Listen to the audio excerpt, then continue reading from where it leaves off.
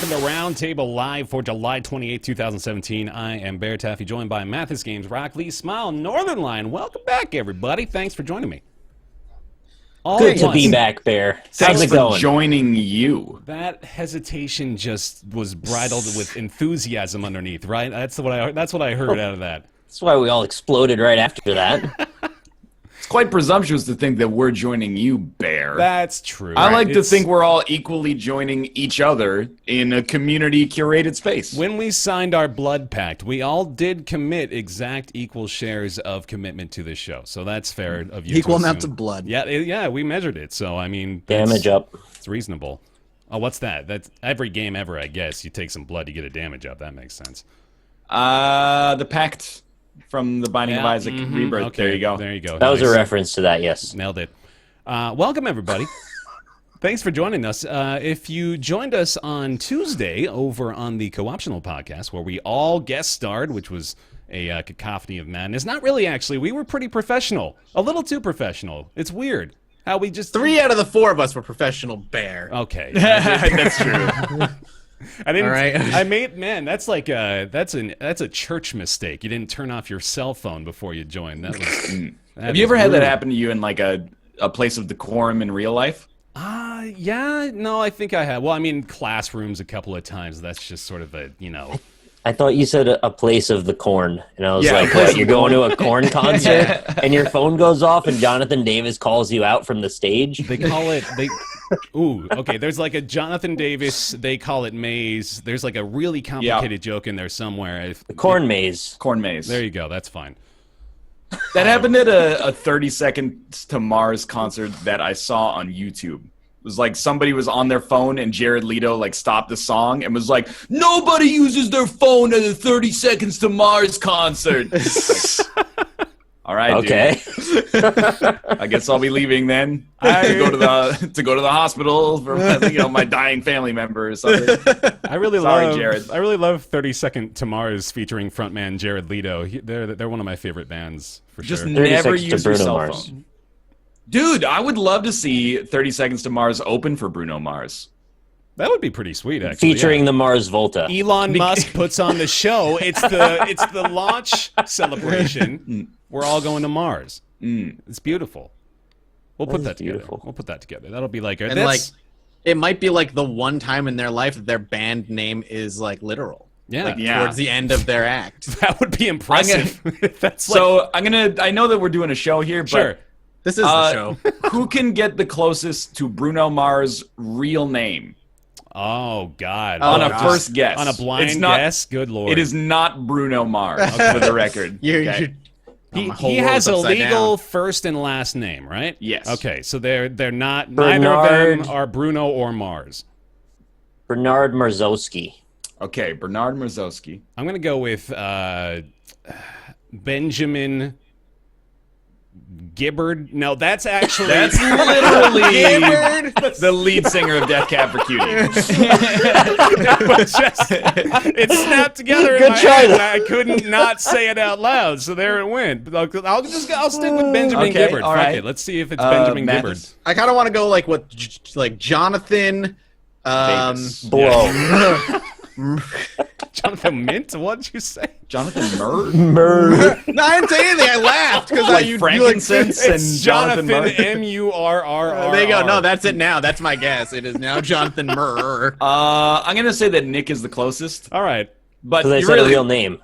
Yeah, Nick's name is real and not a person that already exists. His name is Peter Gene Hernandez. Whoa! Not remotely. None of us were at all close. Yeah. Peter Gene Hernandez. How old is Bruno Mars? Bruno Mars is 32 years old. Okay, I'm glad. I was he looks like he, found the fountain of youth and could be 45, but, is still looking pretty damn youthful. But he is kind of youthful still. Looks like he went back in time and killed Michael Jackson circa 1981 and then became him. Yeah. Essentially. Absorbed his power, and that's what happened.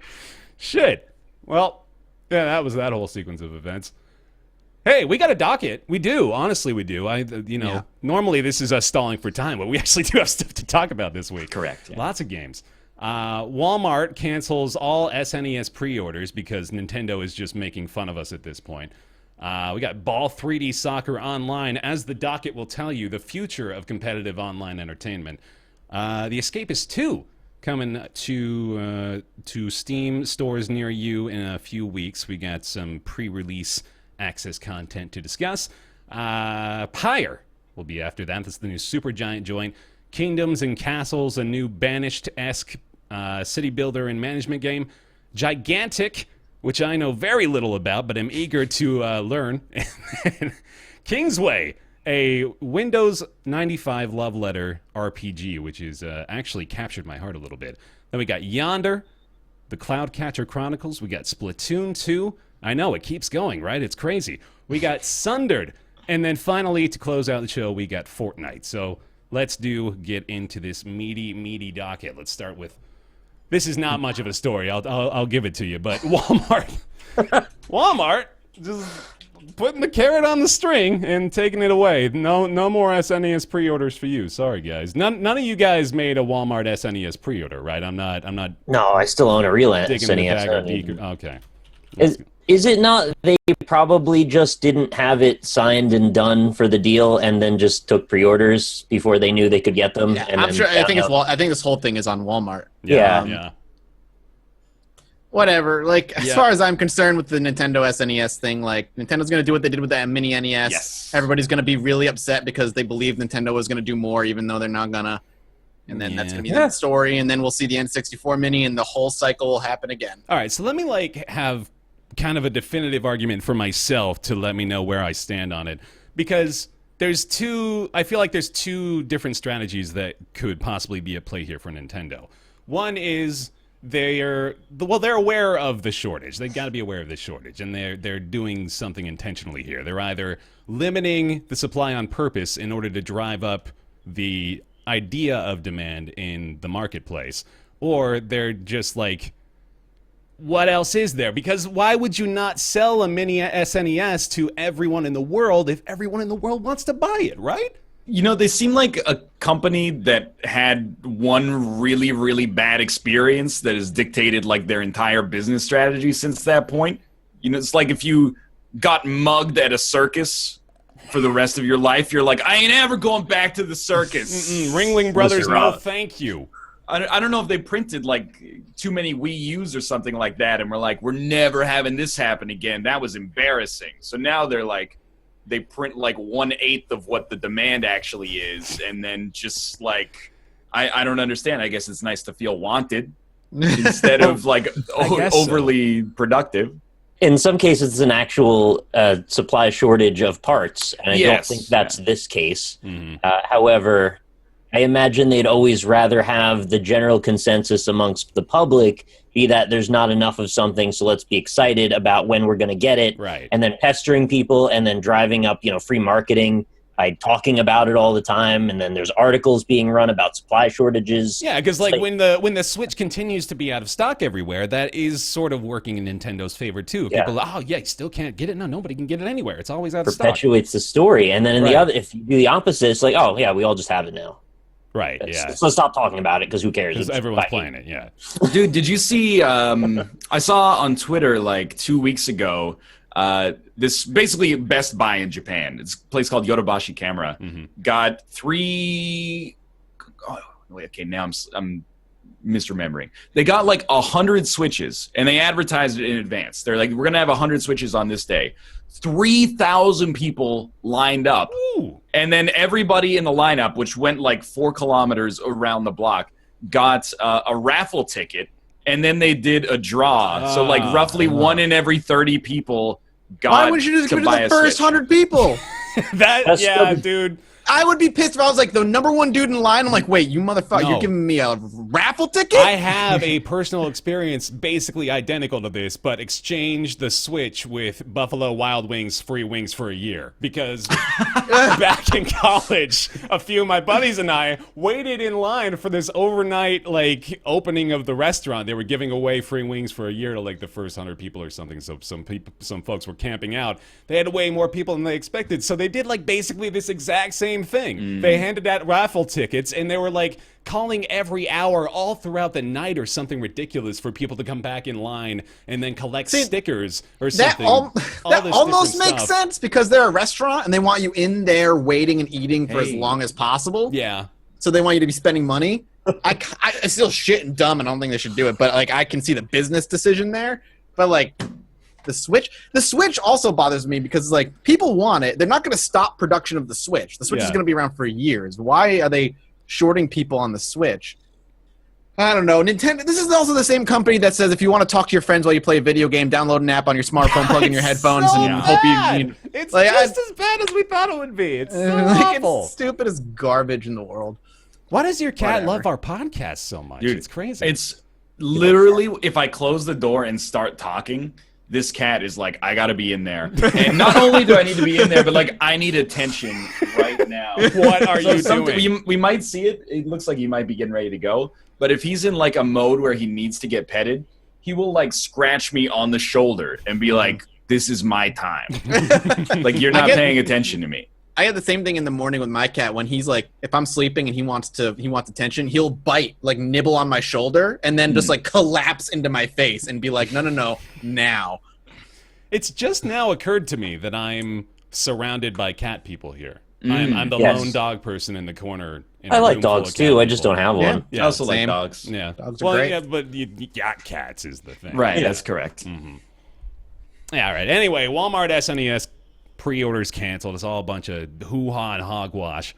But well, at least we know the scalpers will have them, and they'll be able to get a great margin for them when it comes out. Oh boy, that's a great note. I don't want to end on that. Let's. I mean, it's true. Well, I mean, that's what Nintendo's creating, basically. Yeah. Is a market where by investing entire workdays into finding things with underproduction, you can make like $60 extra a unit. So I had a buddy on my last office job, or my most recent office job. Let's not get too presumptuous here.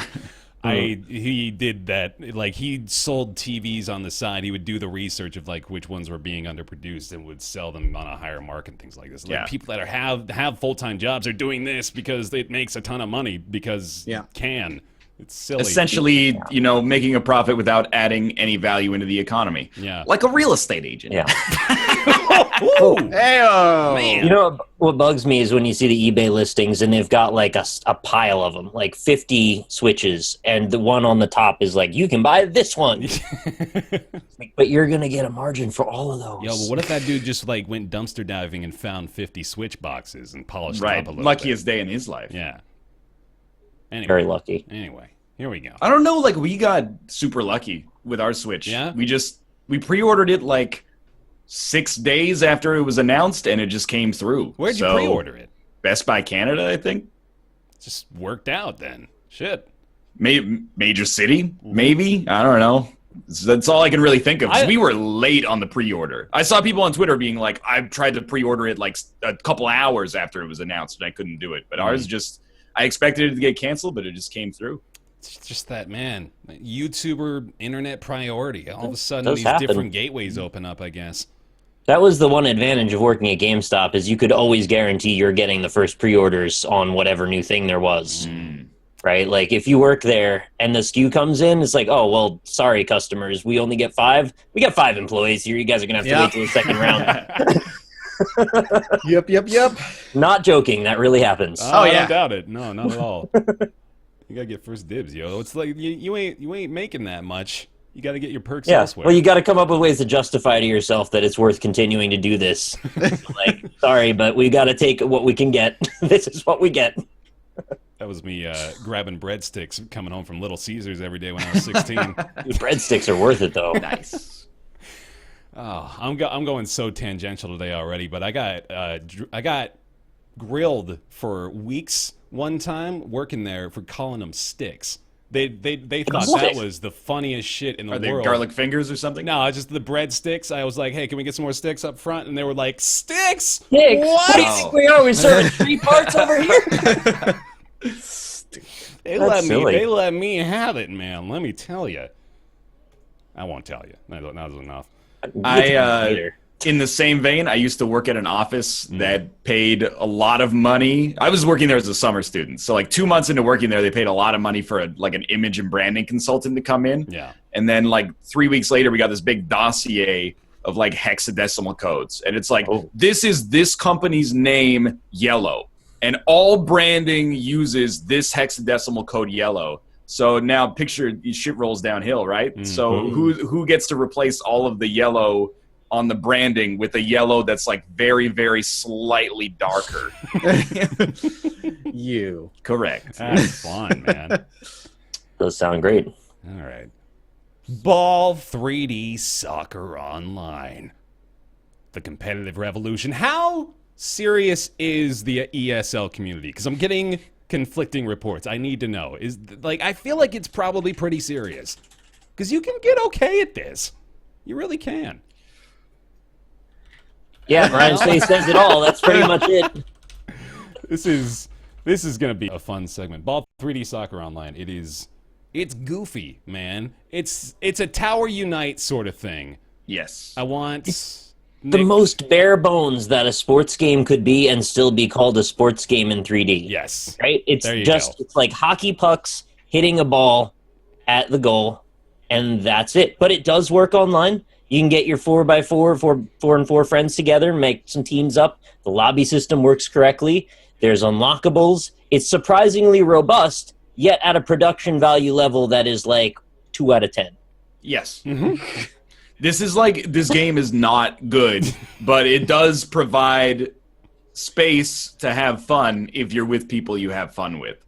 Yeah. The soccer is horrible. It's real bad. We should point out that this is free to play. So it's actually it's not like there's a buy-in, but there are microtransactions for everything. Right, I guess. I don't really know what you get for it. Can you buy ball effects? There's skins for the puck/players. There's different effects, balls, players. There was like 2 or 3 other secrets. I don't know what secrets are. There's different models in addition to skins. You can get like a chain collar or sunglasses on your puck. It's really silly stuff. Mm-hmm. It looks like basically stuff. Yeah. I mean, it is, I think, which is what, I don't know, people have been saying that Ball 3D has been around for like 7 years, so maybe there's like a pre-Unity version. But this definitely feels like someone, okay, this is like a little rude, but like someone learned how to use Unity, and then like after they finish the tutorial, they're like, oh, this thing I made for the tutorial, let's just work on that for like 5 years. So it's got this weird like, I don't know, it sounds, again, a little insulting, but like lack of ambition, where you're like, the core premise is flawed, but it's never going to be fixed. So what do we do? Well, let's add like a ping pong mode, darts, racing, basketball, hockey, all based on this like flawed central premise of you play as a disc that can shoot a ball. There's like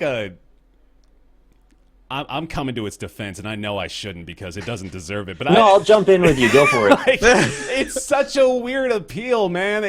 I'm watching us play the basketball game. It was so fun, and I think it's just because it's got like such a weird little sketchy balance to it. The finer tuned gameplay is actually like kind of functional, like with the curved shots and the way that you kind of can set your feet and actually take a decent shot if you've practiced it a little bit. Like you don't actually set your feet. I know you set your feet. Well, that's what Dan says you do. You stand still and then you shoot. But it's like set your puck. What's weird to me is that the basketball is the only one that doesn't feel like it's horrible. Yeah, because okay. No, hockey broke as soon as we found out you could do the jump shot. The thing is, like, the passing in hockey is actually fun, and it feels like you're almost setting up plays and like you're creating space and then et cetera, et cetera. Whereas in soccer, it really just felt like you ever go see like a hockey game and then they have like the 8-year-olds come out in the intermission and they play against each other and they're all just like it's just one swarm of people all headed towards the puck and falling down. That was us playing soccer. Yeah. But hockey, it's not possible to stop a puck that is in the air. Mm-hmm. Your jump is like too slow, and there's a delay on it, and it's like inconceivable. I think with like a good amount of practice, you could probably get to a point where you could block it. But it's like the investment for that is not worth the return, and it's just such a silly thing to begin. Oh hell yeah! Just buckets. Sorry, had to give myself a little credit there. So it's a basketball game essentially to us. Yeah, That's what it's weirdly. marketed as, but that's what we enjoy it as. The problem with the soccer is that it's just too slow. Yeah. Oh god, It's- I was- it needs a I boost was- or something. I was told by someone who's got a lot of hours in it that the slowness is intentional because it allows you to formulate better strategies as you're playing. I can understand that. Really? All right. Maybe we have I like don't agree, but that, Yeah. sure. we have like a highway blindness from Rocket League that is like Yes. breakneck pace, but this was really like the ball is like halfway across the field. Like I don't even want to try to get there. I think I could get there faster in goofball goals than I could in Ball 3D Online. I don't know about that, but I mean, if Goofball Goals had a proper 3v3, we would probably still be playing that to this day. Yeah, that's Just play true. NBA 2K17, man. They don't fall down all silly, though. That's true. That's what I like. That's true. play NBA 2K14 though. That's They my. fall down You all still silly? on that? You still play it? Oh, no, 2K17 dude, is in the that's- Humble Monthly this month. So Really? Oh, shit. There's no excuse. Dude, if I boot that up again, that's gonna be like that's my crack, man. You Yeah. know, if some people boot up Dota 2 one more time, they're just gonna lose themselves. That's me right The there. amount of times over the past 6 months I've reinstalled and uninstalled Dota 2 with the intent of letting play and never going through with it, Yeah.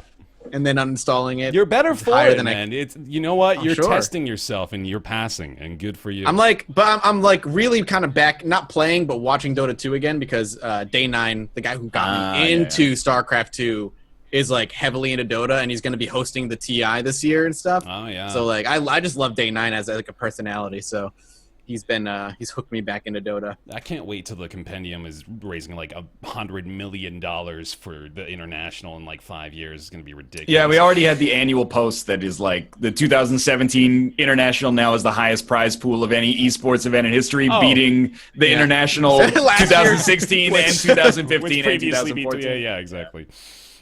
Uh-huh. All right, that's Ball 3D Soccer Online. It's a bit silly. Any final words before we put it to rest? Free to play. It's free. Yeah. If you want to play it, try it out. If you don't think it looks very fun, probably bring a friend because you probably won't enjoy it unless you bring a friend. I'm trying desperately to convince these guys to buckle down with me and do a few videos, Yeah. 3v3 basketball. 'cause No, I'm in doing already. So much fun. I'm waiting to be like the last man in the bobsled. I on know that you one. are. I know. I'm waiting. I'm gonna take no part in organizing it, but it's possible I'll show up for it Yeah. if it comes to fruition. But We'll see. Try to make it work. All right. Mathas, talk to me about the Escapists 2, please. Sure. I know a few of us have at least dabbled with Escapists 1. I played through the Escapists 1, like a full escape and whatnot. And Escapists in general, the idea of the game is you're a prisoner trying to break out of prison in a varying degrees of creative ways. I think it's a really great idea and concept. The Escapists 1, had, like, again, great idea, but was layered on a ton of boring game mechanics. So, like, you just did a lot of boring mini games left and right.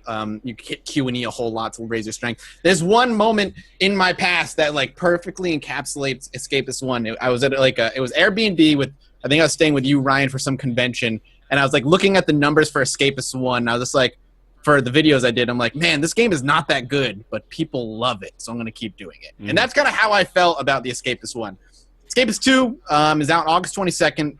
A lot of YouTubers and stuff have some early access, including myself. I've put about an hour or so into the game, and I will say it is a better game than the Escapist 1, but it maintains some of the issues that the Escapist 1 have, including shitty mini games. oh, I totally forgot that in the Escapist 1, if you ever wanted to do anything, you had to go over to the weightlifting bench and just tap A Yes. for like 100 years. So yeah. so the mini games in Escapist 2 are shorter, thank God. It doesn't take as long, and from what I can tell, your stats don't degrade over time like they did in Escapist 1. I don't know if you remember, but in Escapist 1, you could build up your strength, but over time your strength would just slowly go down. So you had to constantly keep on top of like doing the dumb mini games to keep your strength up. That doesn't seem to happen in the Escapist 2, which is really, really nice. The game itself animates nicely. It looks a lot better. It's brighter. Animations are smooth. And there's a ton of new ways to escape out of a prison. all I can really say, though, is if you like the Escapist one, I think you're going to love the Escapist 2. If you were iffy on the Escapist one, there's a lot here that makes the Escapist one better, but some of the weird design decisions, including the annoying minigames, are still there as well. Mm-hmm. What if you never played the Escapists at all, and you don't know exactly what kind of game it is? How would you quickly elevator pitch it? I would quickly elevator pitch it as a game where you're playing a prisoner, and your goal is to escape the prison in whatever way you can. There's a lot of simulation stuff going on, so you can make friends with the prisoners and try and cause like a riot, or you can dig your way out, or you can dress up as a guard and try and sneak out that way, or you can get into the rafts and like find secret ways out that way. And the Escapist 2 has a ton more different ways to escape as well. It's about getting out as fast as you can in the most creative way possible. That sounds neat. Yeah, I think the Escapist 1 was a really good idea with a lot of flaws. I think Escapist 2 ironed some of them out, but maintained some of the issues that I had with the first one. It's still not fun going to a weightlifting bench and going QE until your strength numbers go up. Like, that's not fun. That's not a good time. We play London all the time. No, but it's not the same. I'm just kidding. It reminds me of, like, there's a lot of games like this. I think No Man's Sky, not to check off that space on the bingo card, but is exactly the same. It's like, hey, check it out. Our game is really ambitious, and you can, like, do anything, but the means that you do anything through, at least in the Escapist 1, were, like, boring as all hell. So it's just like you could become like super strong and like, you know, shovel your way through the wall or something, but that basically relies on you spending like an hour hitting Q and E on a weightlifting bench until your strength stat is high enough. So it seems like in the Escapist 2, they've put the focus much more on planning and like executing your escape instead of having to manage your stats. Like I said, the stats don't degrade anymore, at least from what I can tell. Like, I've been in-game days, I've been around for like 4 or 5 days, and none of my stats have degraded. And that was my biggest complaint in the first one, is that I could sit and work out at the workbench forever and get my strength up to 70, but a day later it's back down to 60. Now I can't do X, Y, or Z because my strength isn't high enough.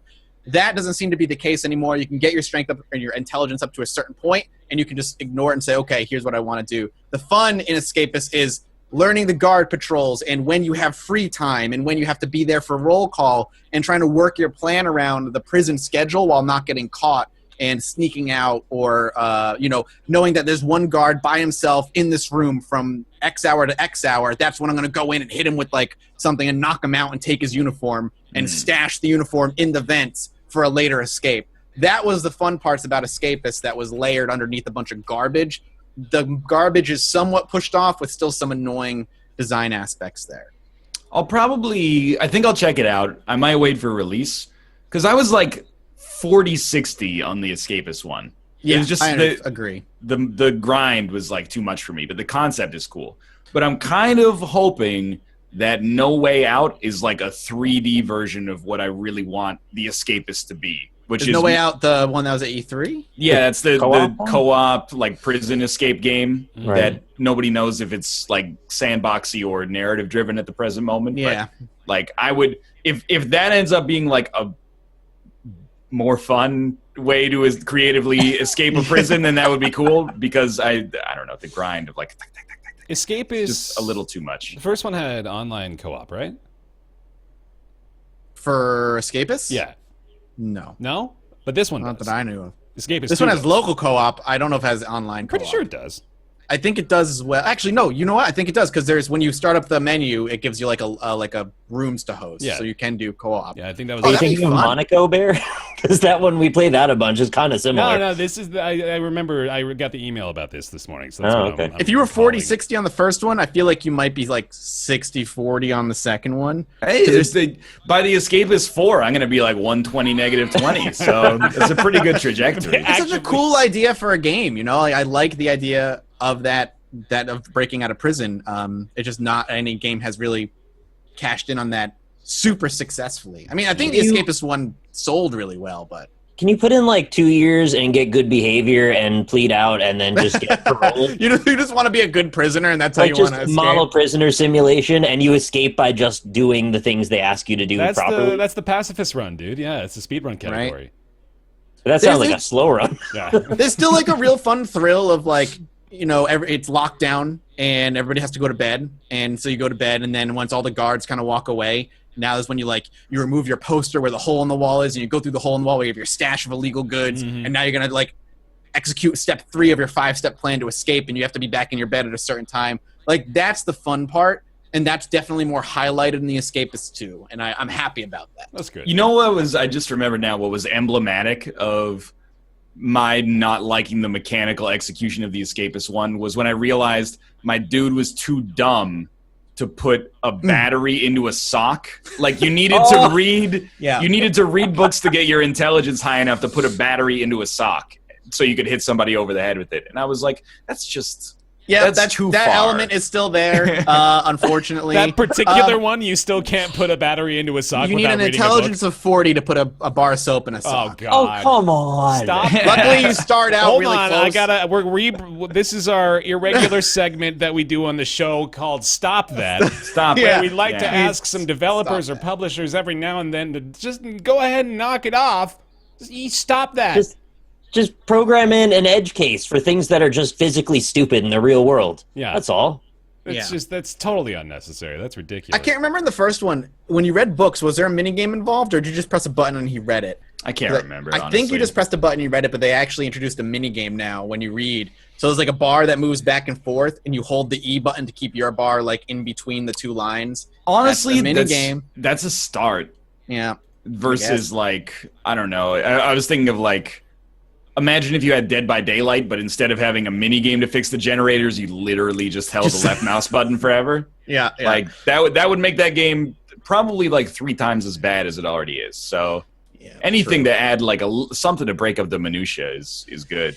I'm just happy that the stats don't degrade. That, honest to God, alleviates so much of the problems in the first one, because you'd want to execute your plan, and all you need to do is craft this last thing, and all of a sudden you forgot that you haven't read a book in 4 days, so your brain just got stupider, and now you're I can't craft this thing anymore, so I can't make the last bit that I need, so now I got to spend another day reading books in prison. How thrilling. I think I've got our jingle prepared, so let me go ahead and issue an official stop that.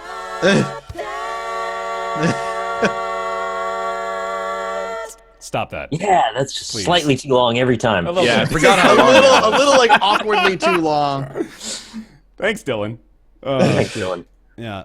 Anyway, don't do that anymore. But that's The Escapists 2 coming out next month, August 22nd, currently in pre-release. It's the YouTuber pre-release, I guess, is what they're calling that, right? I have no idea. Whatever you Just want go watch say. my videos. We need a name for that. Mm-hmm. Give me ad revenue. Yeah, go watch MathasGames. Post-embargo pre-release. I did, you're going to have to issue a copyright claim on the podcast, unfortunately, Mathas. I did use your Escapist 2 footage on the show, so that's... all right, I can do that. I can do 2 revenue streams. Do the strike one, though, not the stupid one that gives you the money. Yeah, dude. You guys want to take down your... Don't have that. Shut You him down. really got to show me. Get me in business. Hey, Ryan, you want to talk about Pyre? Yeah, Pyre is a new game for Supergiant Games, who made Bastion and Transistor. Mm-hmm. I know what you're thinking. It's an isometric strategy or RPG game with a persistent narrator. Well, not really. So Pyre is a fantasy... It's a sports fantasy. It's not fantasy sports, like fantasy football. It's a fantastical themed sports game similar to handball or basketball that you play in a 3v3 style that represents the main gameplay, and then it's surrounded by an 80 Days-esque choose-your-own-adventure sort of game similar to the Banner Saga that conveys to you a rich world in a beautiful way that really, you can choose whatever mileage you want to get out of it by investigating the lore or not. So choose your own adventure, and then the actual meat of the encounters is this invented fantasy sports game. Mm-hmm. How did you play Blitzball? Because I gotta know, because I'm so obsessed with that now. I want to know how accurate the parallel is. I did not play Blitzball. Okay, but I did. You did. I wouldn't call it accurate. Oh, damn it. Blitzball is a lot slower, more strategic than Pyre is. Okay. Mathas, how do you like Pyre? I'm actually really in love with the game. I think it's great. I think I agree. I think Ryan was one that said they're all the mechanics in the game are good, but none of them are superb. But together as a whole, they make the game something really, really good. I agree with that. I think none of them are amazing, but they're all pretty great. I'm really enjoying, actually, the characters and the story and the choose-your-own-adventure part. And I'm a sucker for lore, so I like that they have like little highlighted words and speeches that you can hover over and like learn more about the world. Because the world that they've created, much like any Supergiant game, is really rich and beautiful and weird and mystical. And there's a lot of cool stuff going on and a lot of mysteries that they're slowly kind of plucking away at as the story goes on. With the characters that are introduced that are awesome. There's one character that you can name anything with AE at the end that you choose from, and I named her Bay. And the announcer calls her Bay when she comes onto the field. He's like, "It's Bay!" And I'm like, yes, that's right, please. That's the greatest thing. That's great. Game is great. If you like story, it's like pretty heavily visual novel-y. There's a lot going on with the story. But it's pretty. You can skip it all if you want and just play the basketball parts. What's the gameplay to story distribution ratio? Like how much time you spend sporting it up versus reading? It's like Sporting it up. 80% choose your own adventure, 20% Yeah. sports. Yeah.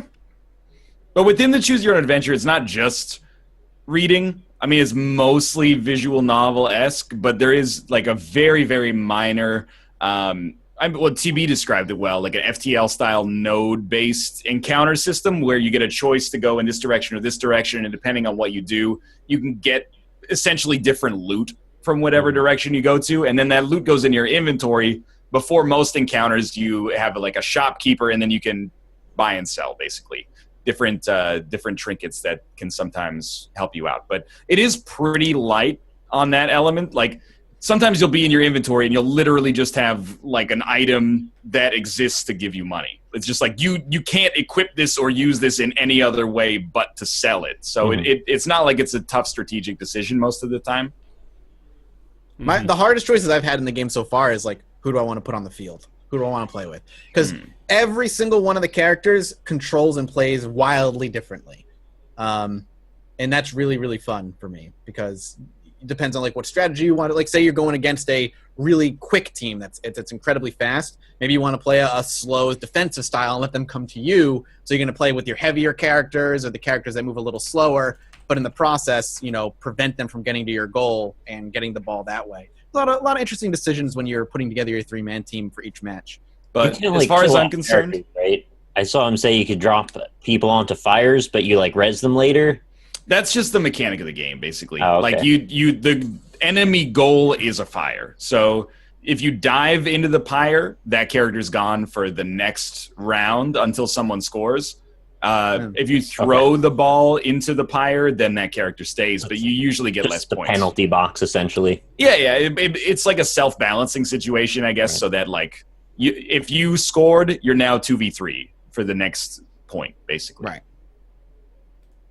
But if the character's slower and more defensive based, you get them into the pyre, like you get a lot of points for that. So each character earns like individual amount of points. If you score with a character that's really fast and really easy to avoid defenses, you're not going to get as many points.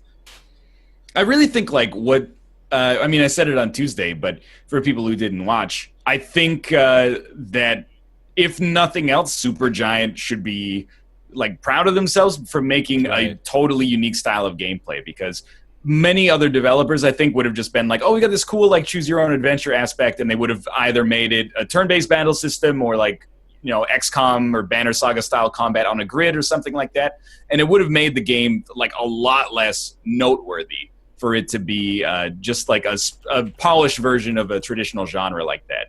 I think the same is true with Transistor, that, they took kind of a big swing on the combat in Transistor, and some people liked it and some people didn't, but They tried something new. So I think they did the same thing here. I think Pyre, for me, is like a little bit more engaging. And the thing that everybody's talking about that is correct is that it's actually like unbelievably gorgeous. Oh, yeah. No, you can just look at it on the Steam page and you can absolutely see it. And was there a game before the Banner Saga that had that sort of really gorgeous character presentation for the narrative? Like, I'm sure it's pretty common in general just to present things that way, but the Banner Saga just seems like it sort of had that entire flavor to it, and now I'm seeing a lot of different games that kind of are drawing inspiration, it seems, from that. I mean, all I can really think of is like Dragon's Lair. Oh yeah. A lot of these games, like Pyre, I specifically said in my videos, like it feels like it's inspired by old Don Bluth movies like The Secret of Nim, and then games like Dragon's Lair and Space Ace, but not quite to the same degree, but almost like cel-shaded style graphics that are like really, really vibrant and saturated. Mm-hmm. Yeah, but I think Supergiant's just easily establishing themselves up in that upper indie echelon, like they've obviously got a pretty great style, but for them to be able to branch out the way they were, like Clay, for example, is kind of doing a similar thing with how many different sorts of varieties of gameplay styles they're trying to etch out. So kudos to them. Yeah, just like you said, like this is pretty cool to see them branch out this way. I like it. There's Pyre. $20 on Steam. It's out now. Final thoughts? Good. Yep. Recommended. Yeah. Good. 100% recommend it. Mm-hmm. I also think like $20 is pretty. It's a good cheap deal, for right? it. Yeah. I mean, considering like the average indie game costs like $15 in this day and age. At this point, I think $20 for something that's polished to this degree is a fairly easy ask. It seems like you'd be interested in it. Yeah. To me, $20 though is like right at that hinge point of if I don't understand exactly what I'm buying, this could be slightly a turnoff. Like if you don't end up aligning with the story or finding the characters compelling, or you maybe just don't like the basketball game, which would be silly. So obviously that's the main point to buy it. But it's like just enough that I could see some people being a little bit regretful, maybe. Yeah, I think the refund system is more or less takes care of that. countered that. Yeah, right? I think so too. Like, I think you can figure out whether or not you like this one within 2 hours, I imagine. It really only applies to games like this that aren't really, they don't fit into a template the way most do. You can't go, it's one of those. It's like, it's right. a mishmash of a few different types. Mm-hmm. So, anyway, I just want to throw that out there. I'm definitely going to check it out. I've been putting it off a little bit. I got a couple other things that were on the list first, but this is on the short list for sure. Let's go to, hey, Nick. I don't know why I said it that way. That? Nicholas, do you want to talk about Kingdoms and Castles? Yeah, I could do that. I played it in 3-something hours or so of that. Mm-hmm. So Kingdom and Castles is a sort of a low-res fantasy medieval town-building simulation game where you a little keep on an island, and it's a randomly generated island or group of islands, and you slowly start to build up a township around your little castle. You get an assortment of different buildings to place that will then allow you to harbor townsfolk, which will then pick up resources, allowing you to expand slowly but surely, where eventually then dragons will start to approach and Vikings will attack your town. And you need to run this really nice balance between keeping your people alive while also establishing defenses for those unfortunate moments. And there's quite a few, actually, negative things that can happen. There can be fires that'll break out in your town. There can be plagues. The dragons I mentioned, groups of Vikings that come by boat. There's also a giant ogre that can crash through walls, and all of them sort of pose different threats and need to be countered in different ways. For example, there's a hospital that can cure the plague if you put it in the right place. There's wells that can help put out fires. And slowly but surely, you also have to build up an army through all this too. So it's a bunch of different facets to manage, while also considering the placement of things, where you see your resources coming from, and how you want to spread out your town even just visually for your own benefit. So in the time I played of it, I was at first thinking, I don't know if this has enough substance. And then I got enough into it that I went, wait, this has like exactly the right amount of substance for me. Because I'm not especially experienced in these types of games. It's like very light strategy in the scheme of things compared to like, the grand strategy games that you guys all play. This is like right in my wheelhouse. Sorry, no, not Bear, Mathas and Ryan. I'm not great at those things. So this was just the right amount that it felt super accessible while also having enough depth that it kept my interest. And I was very pleasantly surprised. After those few hours, I felt quite invested and wanted to keep building. What'd you guys think? I like it a lot. I would call it like Banished Light as of right now. It's I liked Banished a lot, but this definitely has a really good groundwork for a city builder. I agree. There's what, 4 to 5 hours of content within it right now where you can get pretty freaking good at it and not worry too much. Even when I didn't have any defenses and Vikings attacked me, the Vikings kind of come in, set on a couple buildings on fire, then they're like, all right, we're bored, and then they leave. They steal people is their thing. They try to disrupt your population. But it doesn't take too long before the people move back in and they fill up the beds again and stuff. One of my bigger complaints is that I feel like the seasons go by very quickly.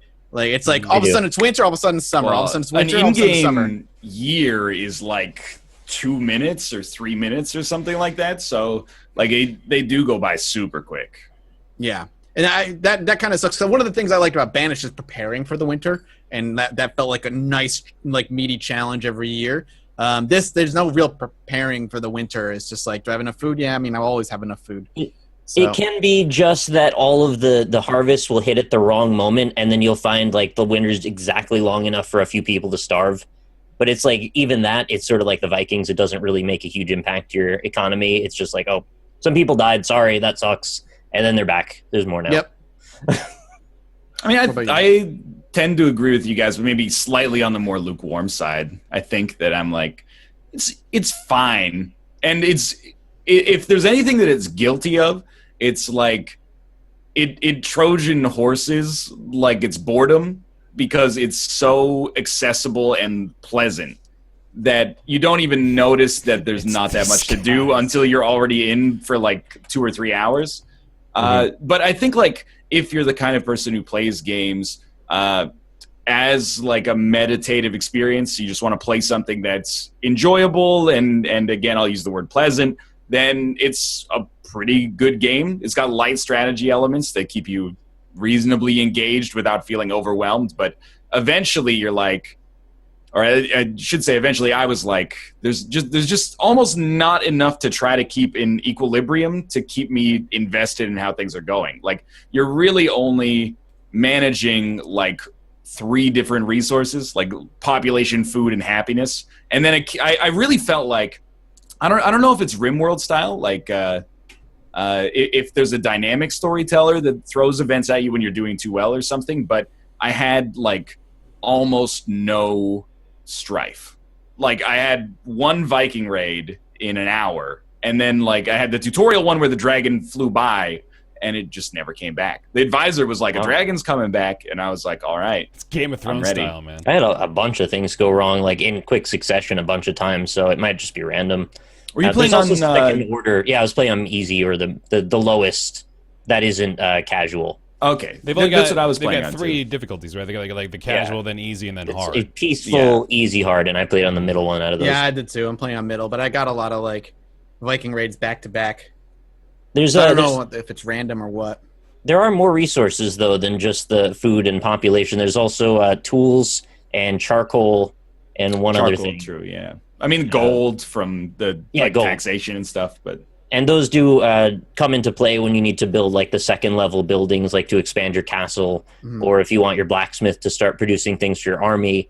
And that's sort of where I feel like the middle of the game starts to take place. And then I guess the end game is like you're shooting for max population, which I think is 5,000, which is when you get like the "you've beaten the game" message or achievement, as I was told in chat anyway.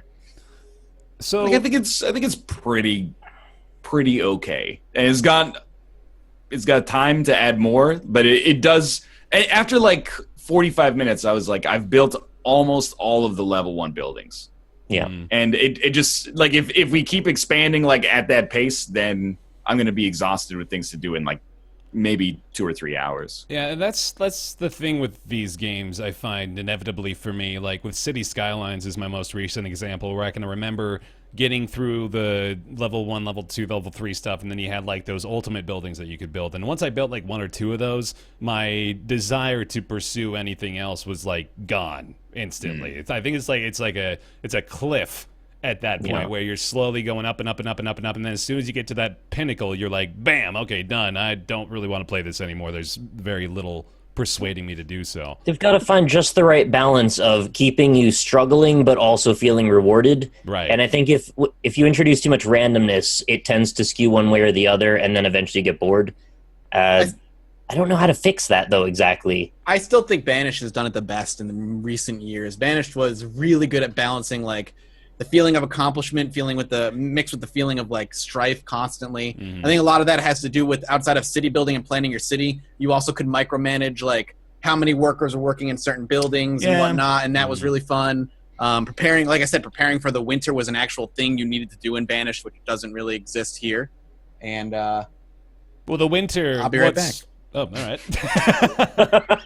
Well, like Banished is great, but it had that complexity. But the problem with it, from my end, was that the tutorial was like really bad, and I felt like they did what I think Nick is sort of alluding to, is that they have the complexity but don't do a great job of making it accessible. Yeah. So you really have to. I mean, in Kingdoms and Castles, your first town could be your main town. Like you could just roll that for like 3 hours. In almost any other strategy game, you got to scrap one or two. Yeah, you do like you knock out a garbage city first or something like that. You You're like, name okay, here's it the garbage mistakes city that I made. more often than not.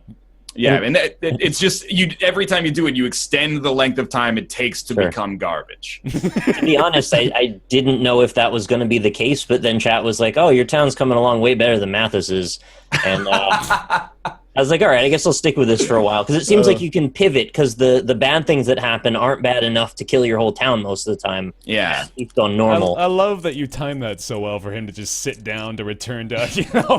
At least it's not as bad as his.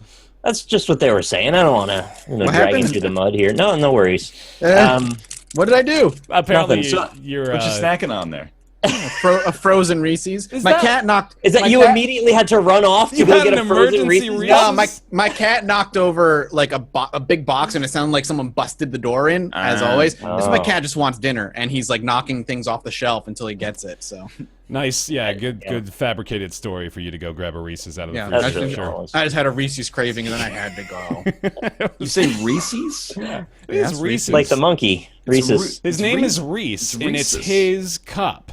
Reese's. It's Reese's cup. Reese's What, you got a problem with the way I Reese- say it? Reese has a cup, and it's Reese's cup. It's just not how it's It's not said. Reese's. That's like Reese's. feces. Whatever. No, Reese's feces. This is another Okay. one of those Ubisoft situations, man. There's a correct answer, and I'm not going to let you side on the incorrect side. We have an apostrophe in the word, man. Come on. Okay. Anyway, yeah, it's Kingdoms and Castles. Yes. I just want to say I think it's the perfect game for someone like me who is not particularly invested in strategy games but is curious if they'll like them. And I think this would make a great bridge for me to be now more interested in a game like Banished, now that I feel like I've got some of my sea legs under me. It's also $10, which is pretty cheap. Not And bad. they're still adding stuff to it, is what I've heard too. It's also Chat told me they're adding ships and trading next. Well, it's still early access, isn't it? Yeah. I think it's coming along quite nicely. It is? Are you sure? Doesn't Oh crap! Maybe it's not. it doesn't appear to be. No. Is it just post-release DLC added? Based on the Steam store page, I don't think it's in early Holy access. crap! It's not early access. This is the game. This is the game.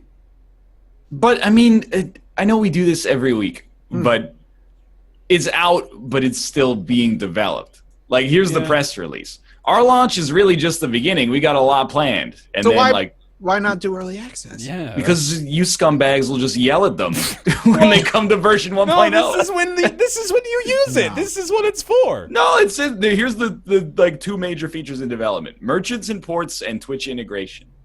So that's all they have left. That's all they have planned. That's all they have on the roadmap right now. Well, yeah. it's still a Banished light. So if you're looking for a more relaxed city builder, that's what you want. I I thought it will was great. say- I had a good time. The fact that it's not in early access, though, erases one of the things that I was kind of cutting them slack for, which is the fact that the fucking advisors only say the same thing over and over. I was like, oh, I see. Like, this is one of the things you could just do later. But the fact that you have 3 advisors and one of them just goes, we don't have enough food.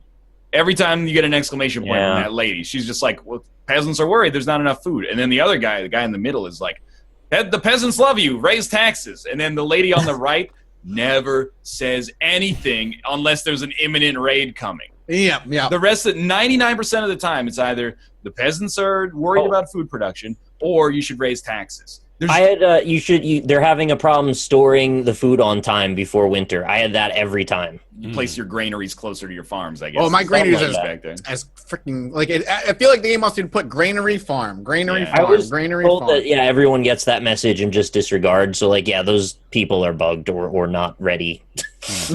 The fact that they give you the exclamation point like probably once every 30 seconds is actually just bad. Just stop clicking on it, though. Yeah, but like just stop presenting it to be clicked on. I know. It's like video game intelligence. Like there's a big red exclamation point on your home base. It's like, got to know what's going on in there. Oh, the peasants are worried about food production, huh? Okay. That bought me 40 seconds reprieve from hearing that I should raise taxes by clicking on that button.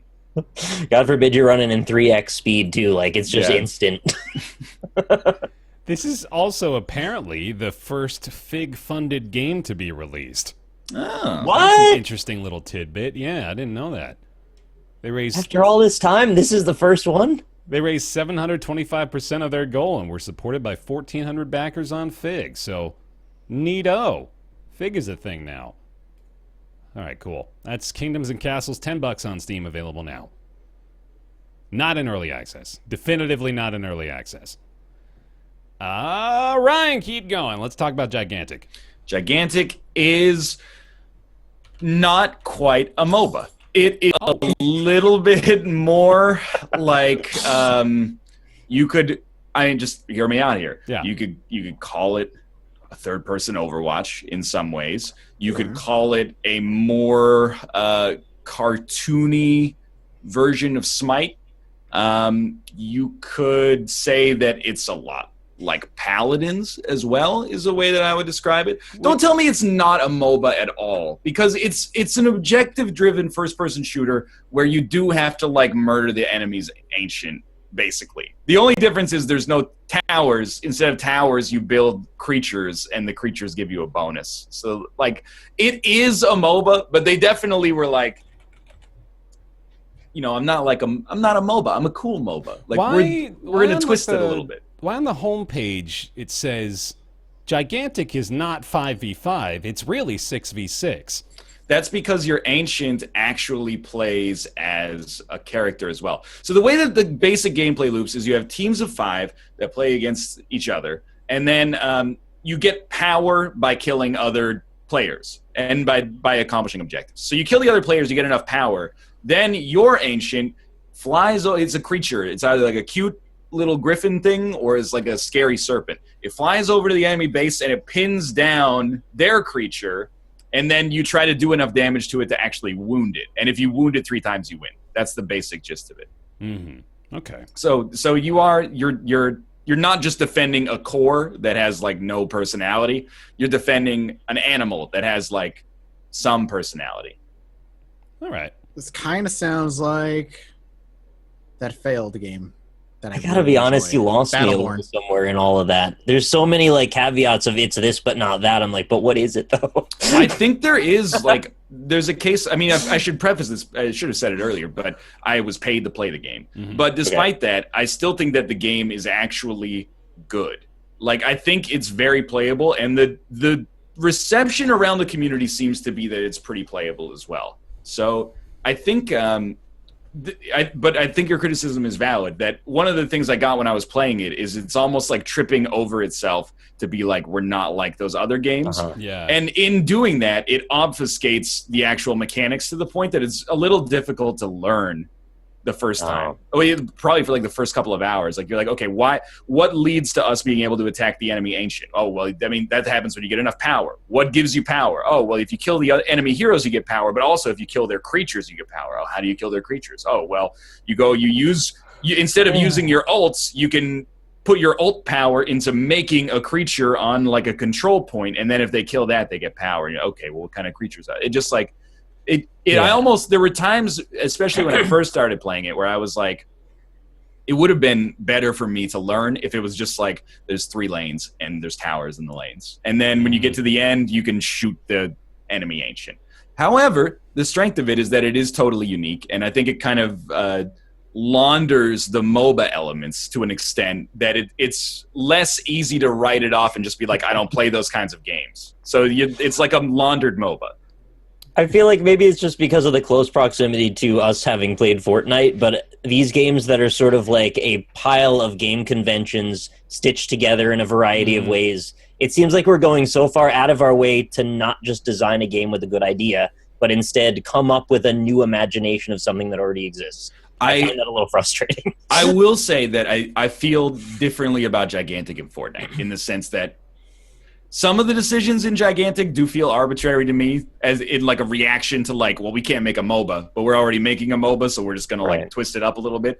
Fortnite actually, to me, somewhat cynically feels like I'm gonna jam everything into this game, like no matter what. Is it not just they developed it for way too long? No, we'll talk about Fortnite. Yeah, I guess we'll talk about Fortnite later, but I think Gigantic is actually fine, and it's got the problem that every game of this type has, and that's that Overwatch exists, and a lot of people are always going to be like, why would I play this game that's like 60% similar to Overwatch when I could just play Overwatch? But it does seem to be generating like at least a little bit of a community, and I think it should. I think it's pretty good. Okay. I had, not only did it, so we did the sponsored stream, we did like an extra hour on top of what we were actually contracted for, just pro bono because it was fun. Damn. And I put like 3 hours into it in advance of it, half because I need to do my due diligence to begin with, and then half because I was like, I'm having a fun time playing it. So there you go, man. This is Motiga. By the way, I say this knowing none of you are ever going to download it. Well, what's the pay model for it? I don't even know if it's free or if it's paid or what. I have no idea because of Founders Packs. So there's a game out there somewhere. Some of you will buy it. I have it downloaded, and I have a code to get the Founders Pack or whatever, and I'm going to do it. I just don't know. I didn't know there was anybody that was playing it outside. I knew you were doing like a paid stream for it, but I didn't know if you were going to play it more after that. So it's free, though? I think it's free to play with Founders Packs and all that other stuff, it looks like. I'm going to boot it up real quick. They've been working on this since early 2012. I guess Gigantic, it's been in development for a long time. There's a story around it that I don't like, actually. And the story around it is that they were like making it, and then the publisher was like, we're going to pull the plug on this because we don't see like a business model for it. Oh, yeah. And the developers were like, nah, we believe in this project. We're going to keep working on it for free. And in a way, I'm like, that's admirable. But in another way, I'm like, kind of like guilting people into playing the game. I said that people were like, they really believe in the game. So, but I mean, if it helps to raise some cynicism about it, I guess that's fine. But I don't necessarily think that's admirable. My position is you should get paid. I mean, you need to get paid to work. Yes, that's my perspective. Like, I mean, that's the same thing with like when Rise came out.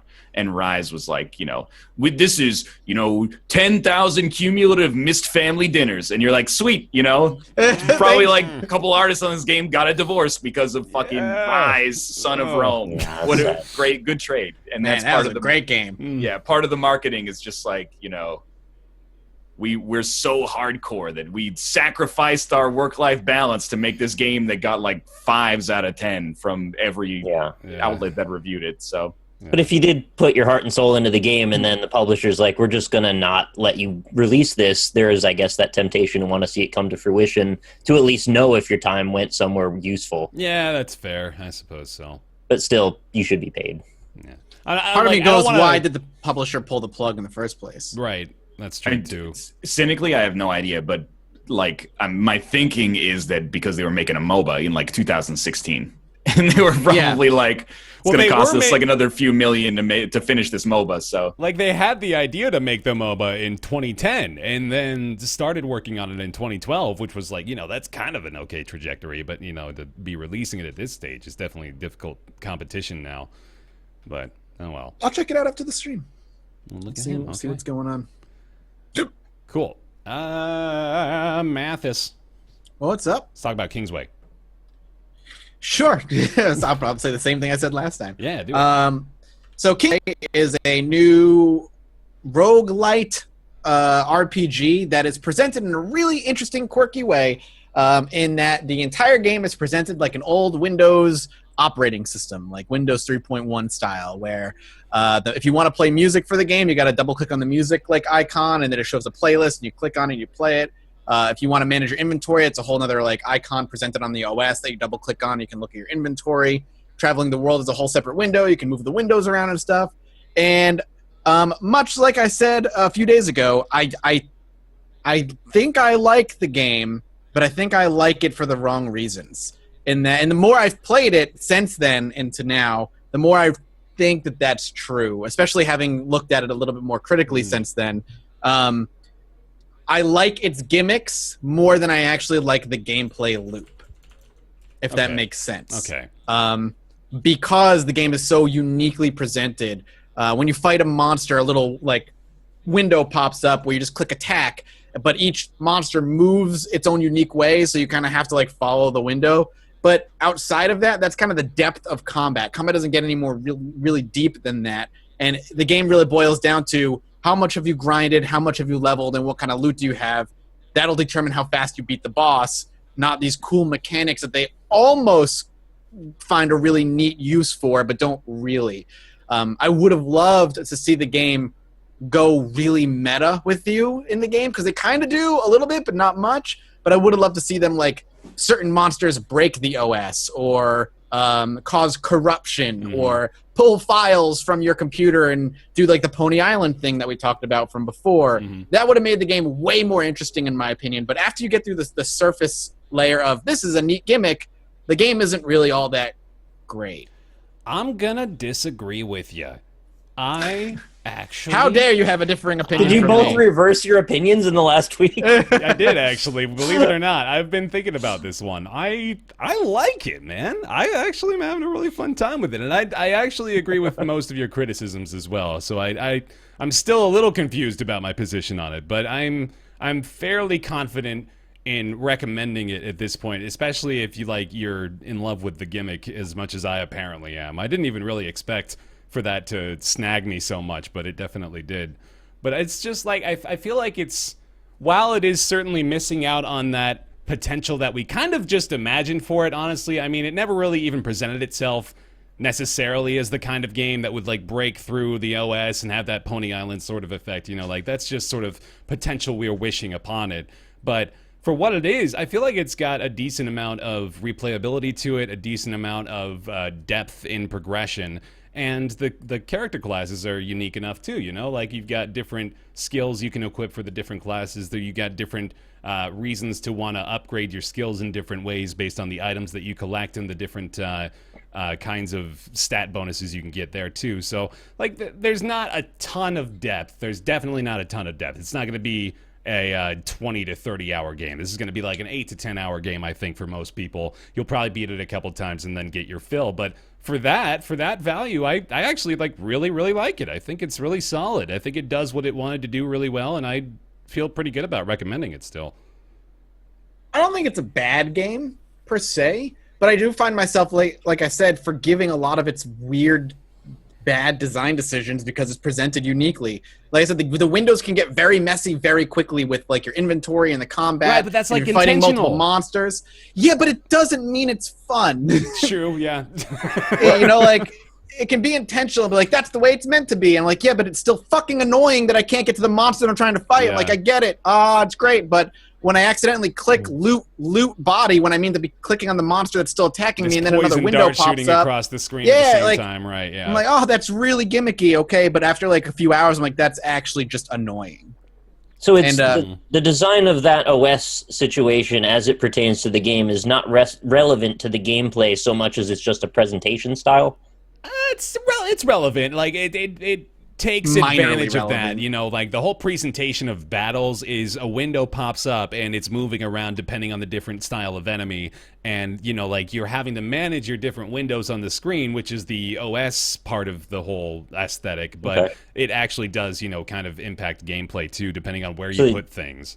They do take advantage of the fact that it's presented in an OS in some factor form. Exactly, yeah. But Yes, they do a little bit. They don't take this, like I said, like this imagined potential that we have for it that it could have done, which would have been really cool, admittedly. Like having some sort of awesome, crazy last few bosses that, could maybe break through your monitor and grab files and throw them at you for damage. Dumb shit like that can really sell the effect even more at the end of the game. I think would probably be pretty cool. But again, it's not necessary. It still does little nifty things with the idea. It's just not, I guess, as fully fleshed out as it could be.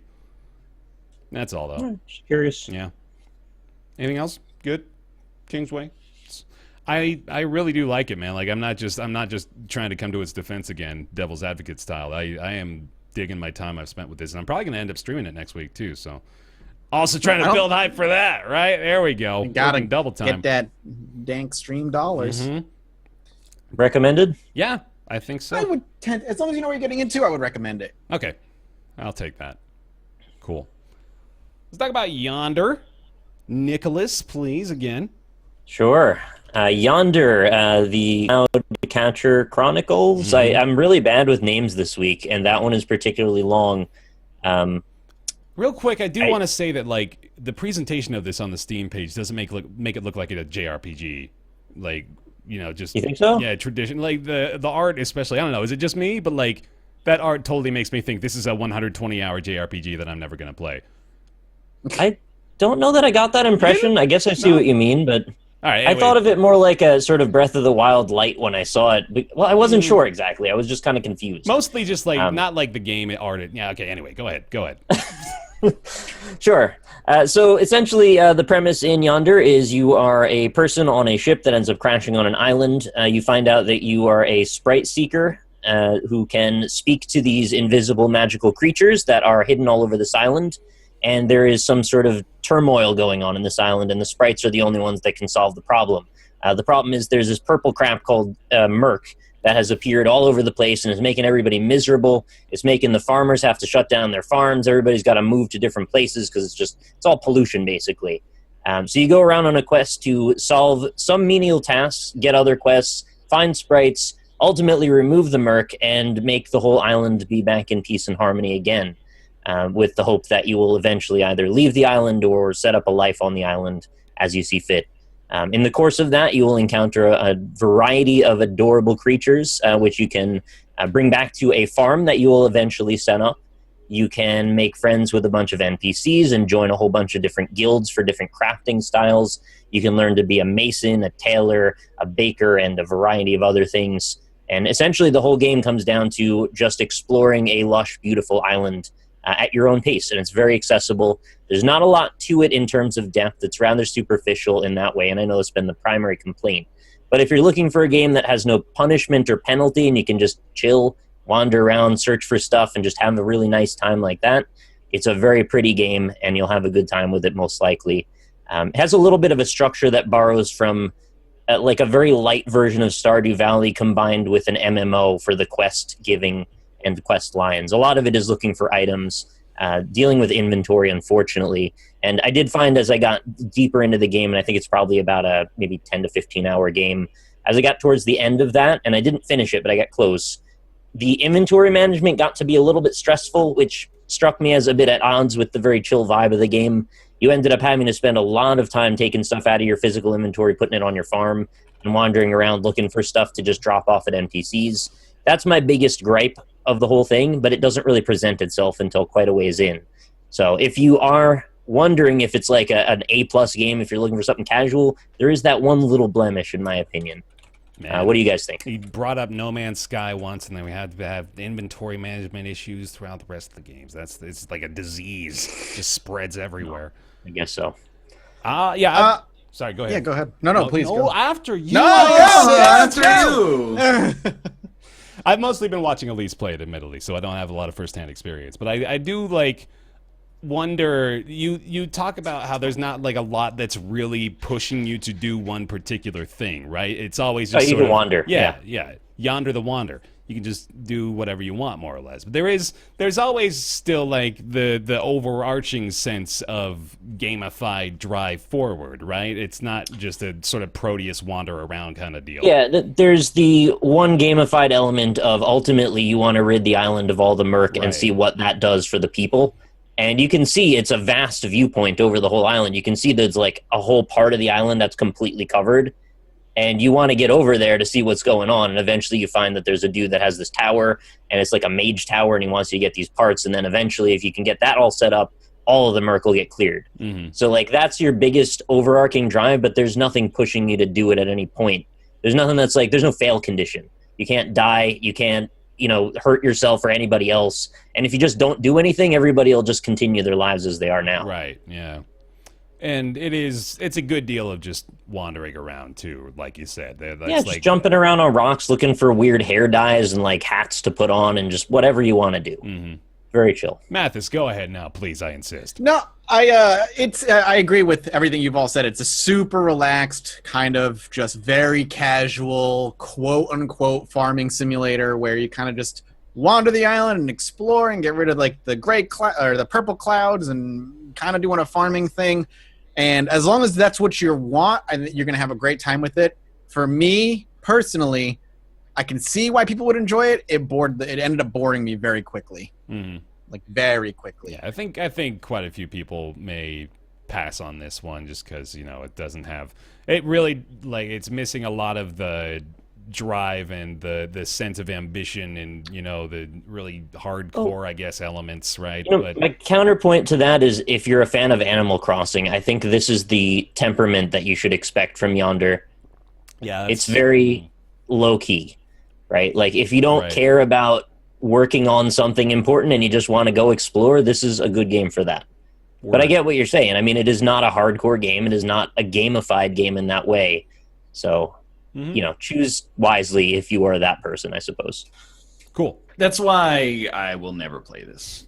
And it's not against it, but I like a game that is not goal driven. I just like Mathas. I just wash out all the time. Like if I have nothing to kind of shoot for, I just lose focus completely. What's for you two? What's the closest thing to this that you've played that you've enjoyed? Would you say?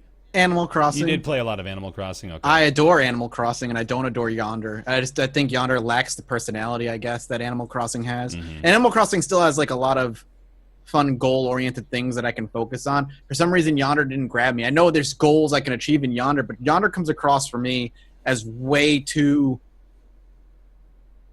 I can't think of the right word. Generic? Like, I don't know, man. Like, for one reason or another, like, the characters in Yonder are just boring. Like, the people who inhabit the town, there's just no personality like little to them. people. Yeah, like, they're kind of just like these lifeless quest givers that kind of lead a life. But you don't get to go into their homes. You don't get to explore that stuff, where at least in Animal Crossing, each townsfolk has, like, a personality. You can identify them just by looking at them. Their homes are unique. Animal Crossing is my go-to, pop it open for 30 minutes and chill game, while Yonder is presented as something else, I think, initially, but isn't really that. All right, cool. There we go. Maybe like Minecraft way back in the day. Oh, right, yeah.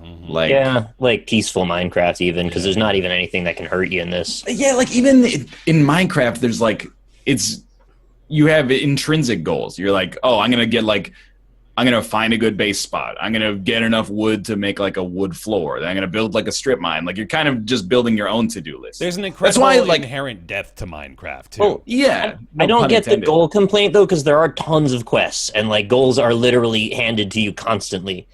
But you don't have to do them is the thing. There's nothing forcing you. And I guess in Minecraft, if you don't build a shelter, you're going to die of exposure eventually. Whereas this, you just can't die. Yeah. Like I don't quite get what the friction is there.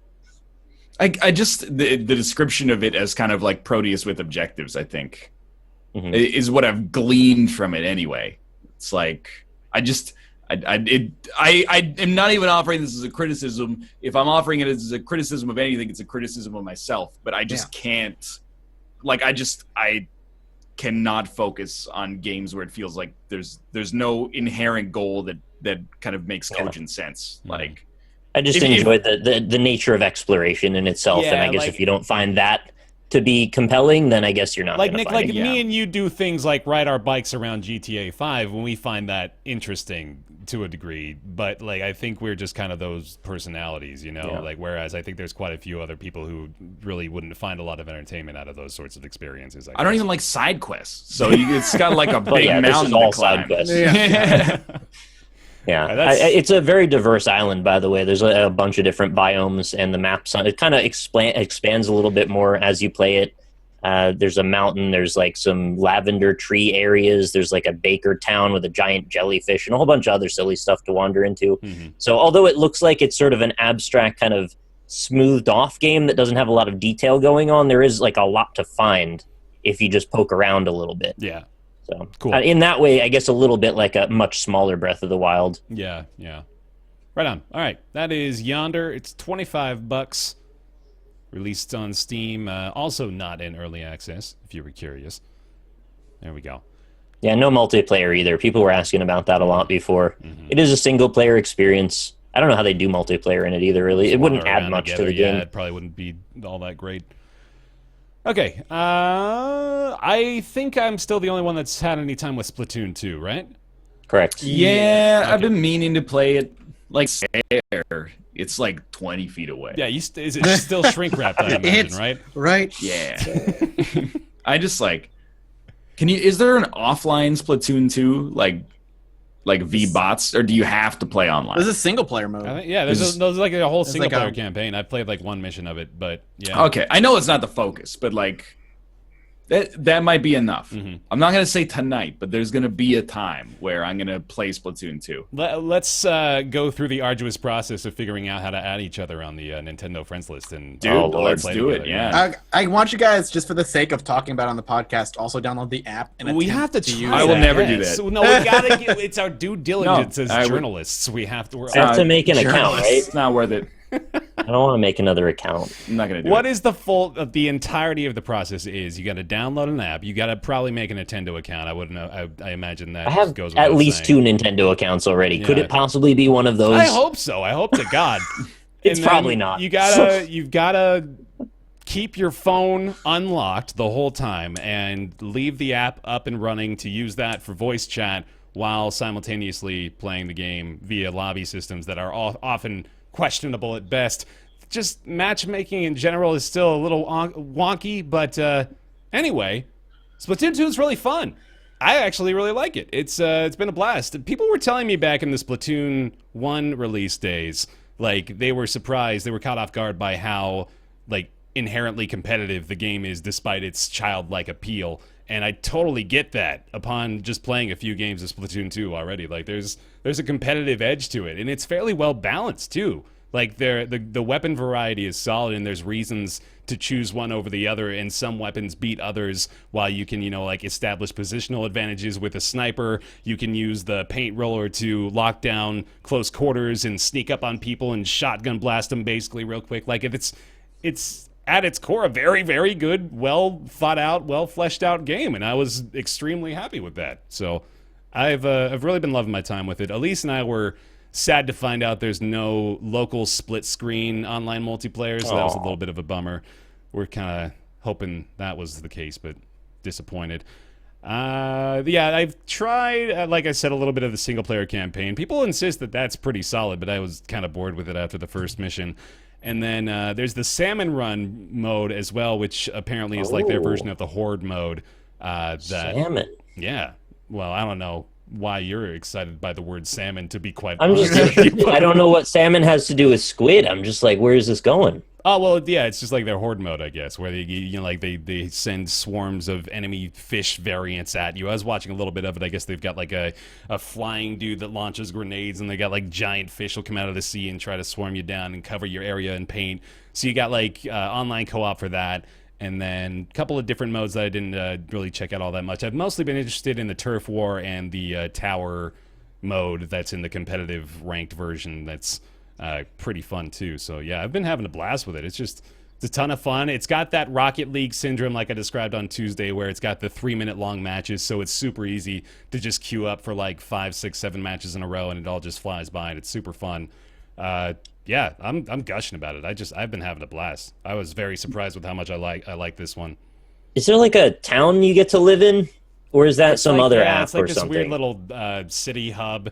It's kind of obnoxious, honestly. There's like an unskippable radio segment that shows up at the beginning of every game where you have to watch these two girls talk about, here's the casual matches of the day. Wicka wicka bam! Wicka wicka bam! Here they are! I can see Ryan's face as that comes up, like in my mind. I just tell myself it's meant to like mask a loading screen or something, and then I'll feel a little better about it. I hope Third so. time, it's going to be one of those, oh. It's like, there's a part, like, the very first time you watch it, too, I think it's hilarious because there's a part where they're apparently breaking some actual real news, but she's still using the turntables to, like, pull the images up on screen, so it's not disaster. There's been a horrible earthquake. Yeah, buildings are collapsing. Wicka wicka bam! Here's a picture. It's terrible. North Korea issues screed warning to the United States of America. no.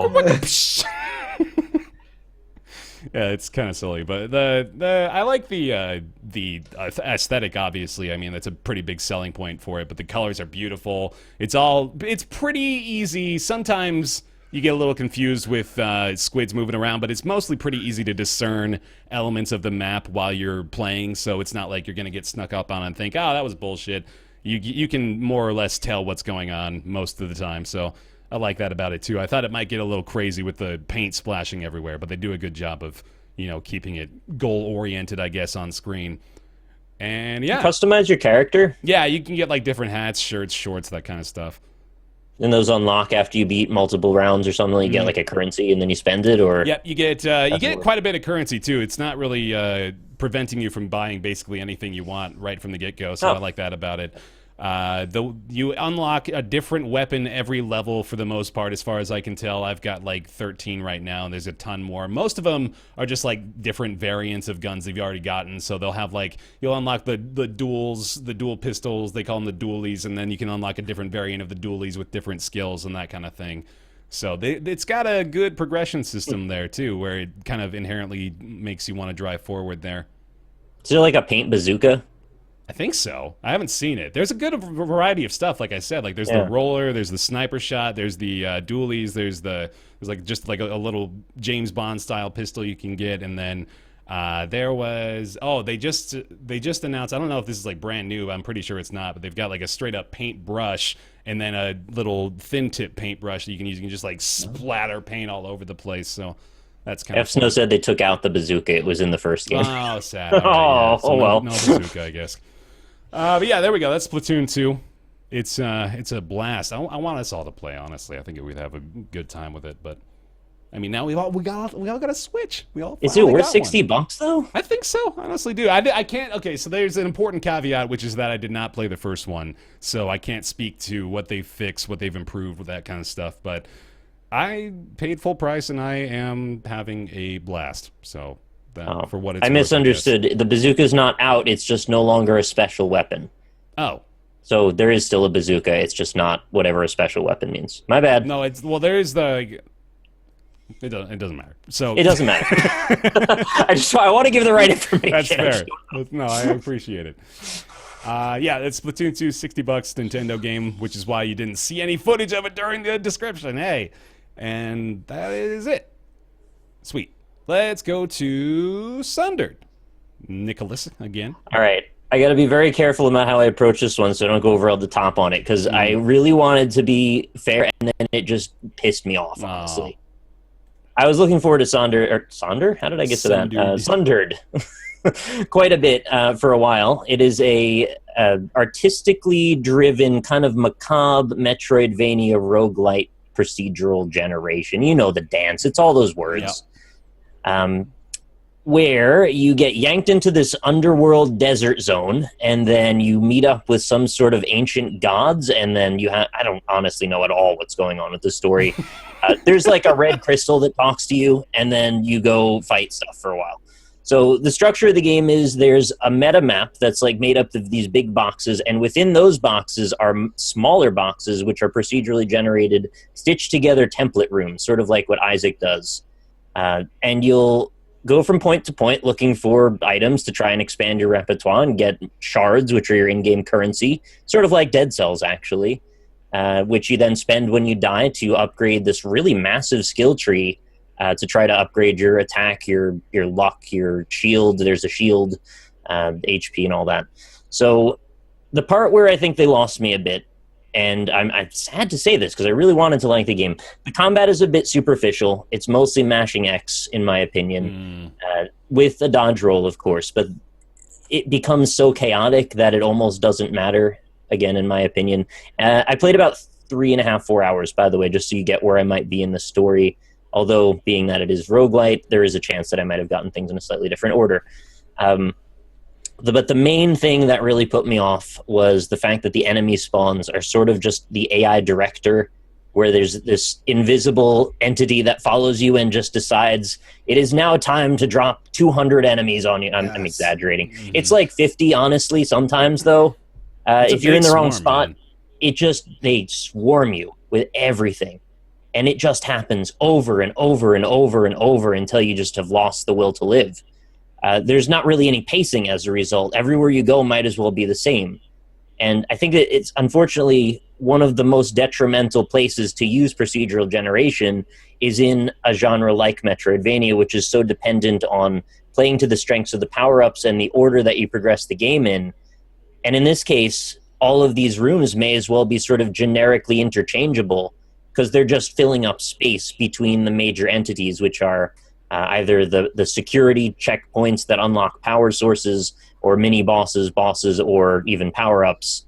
All of those things are just sort of, okay, there's one here, one there, one there, one there, and then all the rest of the stuff's just stitched in between. And every time you die, you got to run back through those. There are shortcuts, thankfully, that make it a little bit more, less stressful to get back to where you were. Mm-hmm. But it does just feel like arbitrarily they just decide, okay, you've been alive too long. We're just going to kill you now. Here's 200 enemies. Again, exaggerating. How about that? Just kept going though, and it just didn't get any better. And then eventually, I was like, okay, this does not feel good. How about did you get to many boss fights or any boss fights during? I did 3 bosses. I did 2 mini bosses and a boss, I think. One was just a larger, scaled-up, recolored variant of an enemy I was running into. The second was a scaled-up, recolored variant of an enemy I was already running into. The third one was a totally new one as far as I could tell, but I may have just not gotten far enough to see that it's also a scaled-up, recolored variant. Something you're already running into.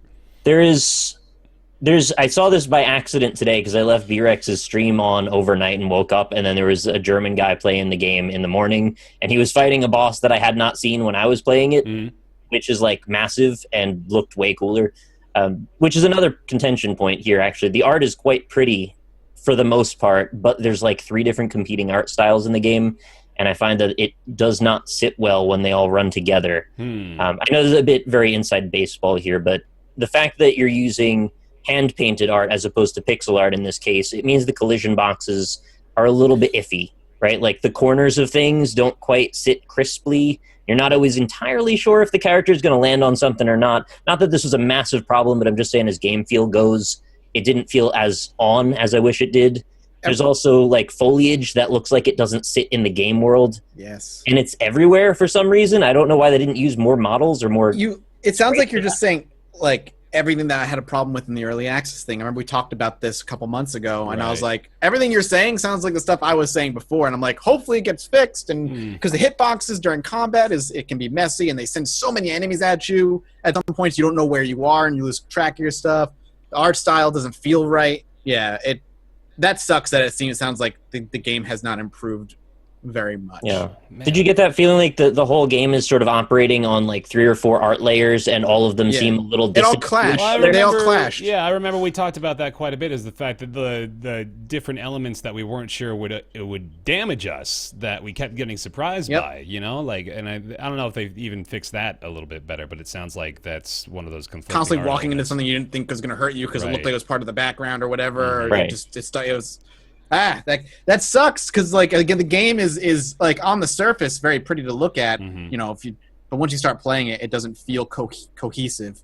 It doesn't feel tight the way Dead Cells does, and I don't mean to compare it directly to that because they're not exactly very close style games, but I would like to aspire to that level of combat like game feel. It feels good to play Dead Cells. Yeah, and it's like I think Thunder Lotus, this developer, I feel like they are so good at making just absolutely beautiful games. Like the artwork in the Yotun and Sundered are like, it just looks gorgeous, but they're just not all that fun to play.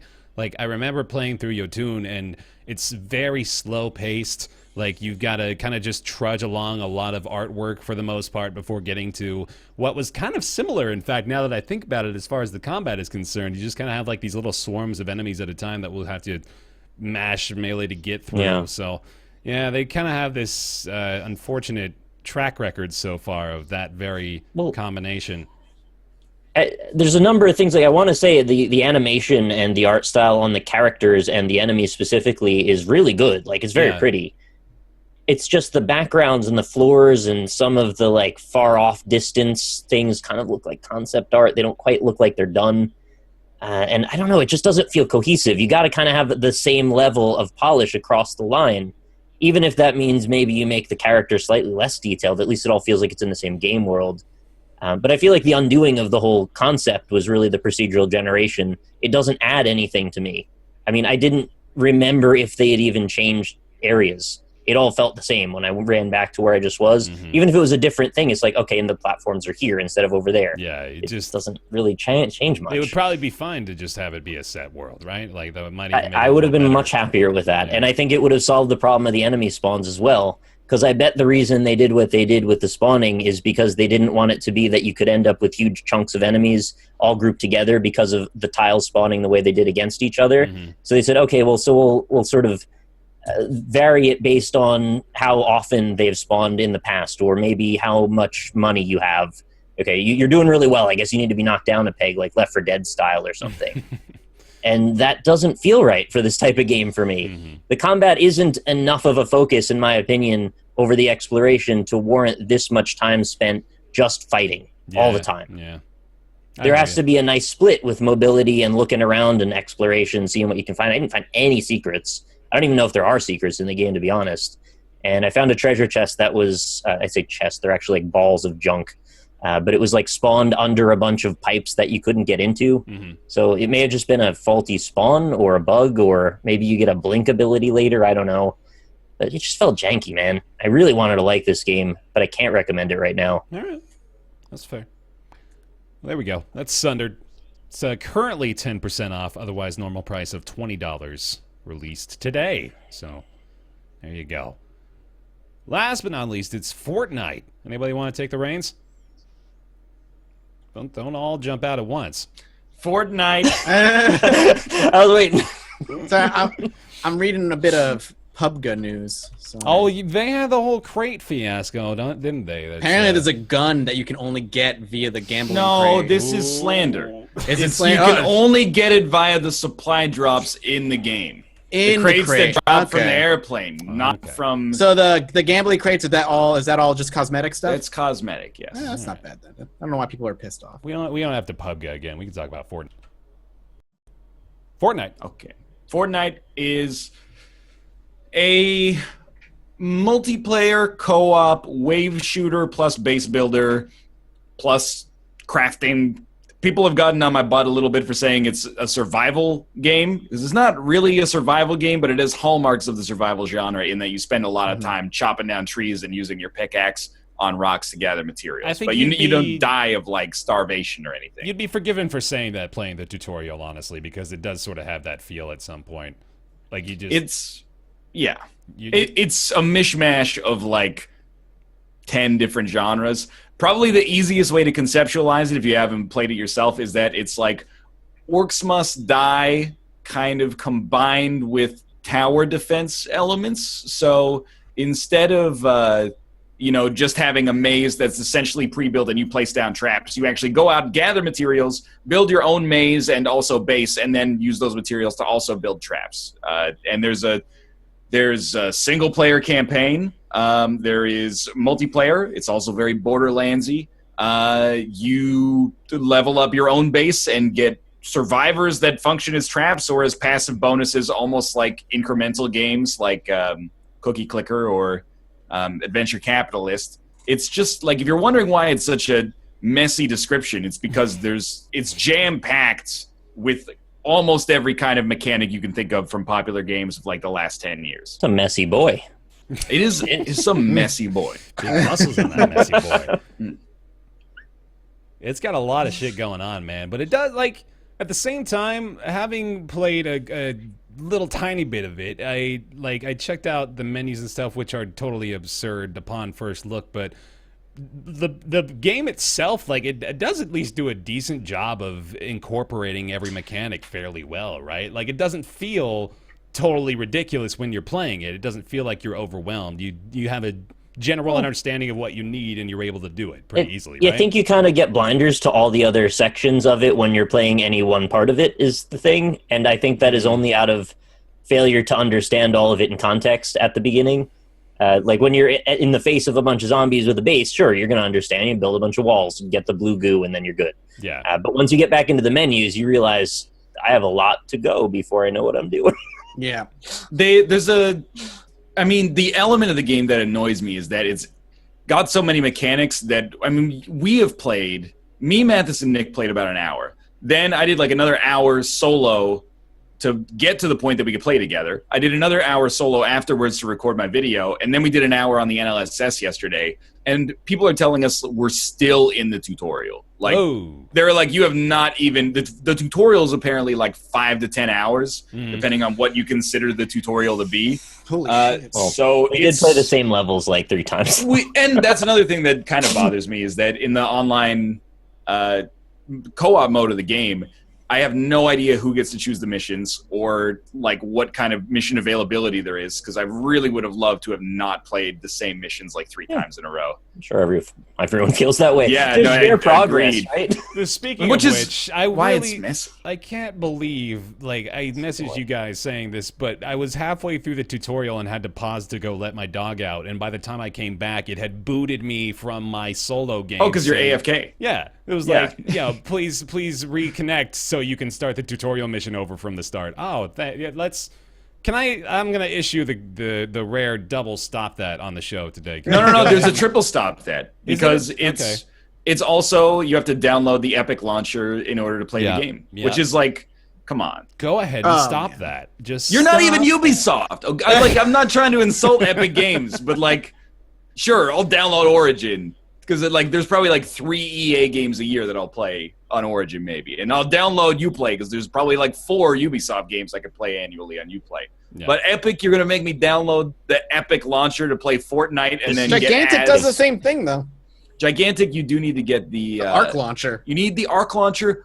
The difference is, and it's a thin difference, you can launch Gigantic through Steam. Okay. In order to launch True. Fortnite, it's just not available on Steam. I guess you could maybe add it as an executable that's not Steam-based, and then it would launch the Epic launcher when you clicked on Fortnite on Steam. I'm starting to lose myself. Don't forget Glyph. Glyph also has a launcher, or Glyph is a launcher. Glyph is that's Tryon Worlds, right? Yeah. The Atlas. It's just if they didn't have 3 games per launcher, would help a lot. All right, quick check. How many launchers do you have on your machine right now? I've got them all on a list. Okay, this is good. I'm going to count PlayStation Actually, probably Now. very smart. 1, 2, 3, 4, 5. I'm going to count PlayStation Now in my lineup. I have 10. Ubisoft. I have 9. Yeah, I've got 9. I'm just trying to do it off I memory. mean, I probably here. have like 5, but I did just get this PC like I 3 probably- weeks ago. I probably have close to like 10. Well, I mean, everyone's got Steam. Yeah. Steam, BattleNet, Yeah, Origin. Origin, Uplay. Ubisoft. yeah, Now I have Arc. yep. I do have Glyph. Okay. Twitch launcher. Twitch launcher now. GOG. Twitch. I do have the Twitch launcher. GOG. That's right. GOG. Galaxy, Forgot about yeah. that. Bethesda launcher. Correct. I have that as well. Rockstar. Oh, fuck. I forgot Rockstar. That's the social club, though, right? Like, does That's that... still their built-in launcher. I mean, I you need can it to launch that open through Steam, I GTA 5. guess. Okay. Anyway. I think that's literally all it does, too, is open GTA 5. Am I wrong? Maybe it No, I does. don't think you're wrong. The entire application is built to do that. Oh, shit. Well, no wonder with it selling 100,000 million copies. Probably wouldn't be a bad investment. Anybody got more than 10? I want to hear from you on Twitter later. Yeah, in chat, Right. let us know how many you're rocking in there. Fortnite. Y'all recommend it at this point? I mean, still being in the tutorial, I suppose it's difficult to say, but I've Hold off gone for back now. and forth. Yeah, I don't think you should play. I don't think you should pay to get into the early access version of Fortnite. And I'm actually like pretty close to thinking, and this is not what I said in my video, but I'm pretty close to thinking that it's just not worth the squeeze because it's the wave-based shooting and base building elements are fun, and I think it's reasonably unique. And when it's free, I think that's a good value proposition. It strikes me as one of those games like Warframe where I'm going to say that I don't like it, and then 250,000 people a month are going to play it for like 100 hours each, and that's fine. But I think it's almost so messy that I'm like, it's maybe not worth your time. it's a big investment. Like this is, like I said on Tuesday, this is like a game they want you to play forever. So this is going to be the sort Yeah. of thing where you got to learn those different branches of the research and all this really in-depth stuff. You know, I think the problem is so much of all of the structure of the game is not playing a game. It's like administrative work. Yeah. So you got to make sure I set up this research point so I get the stat bonus, and then I've got to make sure my squad's set up right, and then make some schematics to rebuild. Like, it's just, I want to play a game sometimes. Yeah, but like right? people like that. Obviously, people like that. Like that's the sort of the appeal for them is they want to have that back end management aspect of things that's just, it's a gratifying experience. 70-30, like work to gameplay. Yeah, it's like cookie clicker kind of shit, man. That's just what's the point of that? You're just trying to drive up your numbers.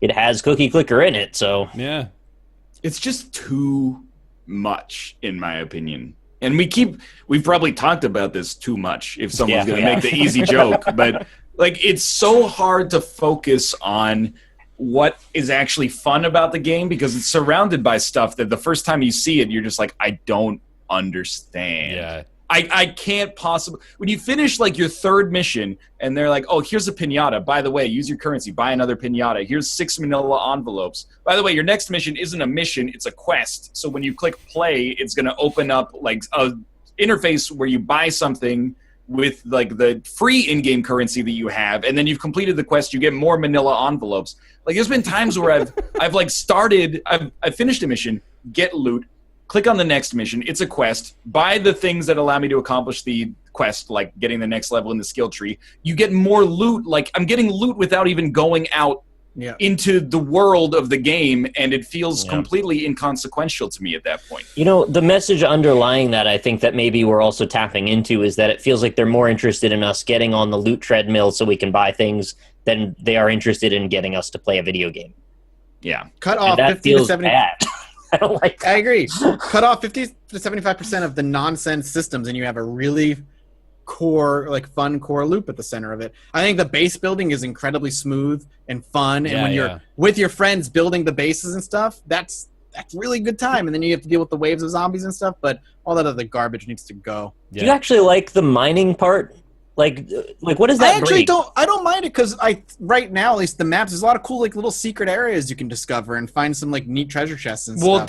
But I know. So I am trees is awful. It's I'm not loot fun bias. I'm loot biased to begin with. That I'm Diablo is a great loot treadmill. I hear secondhand, but when I play it, I just don't understand.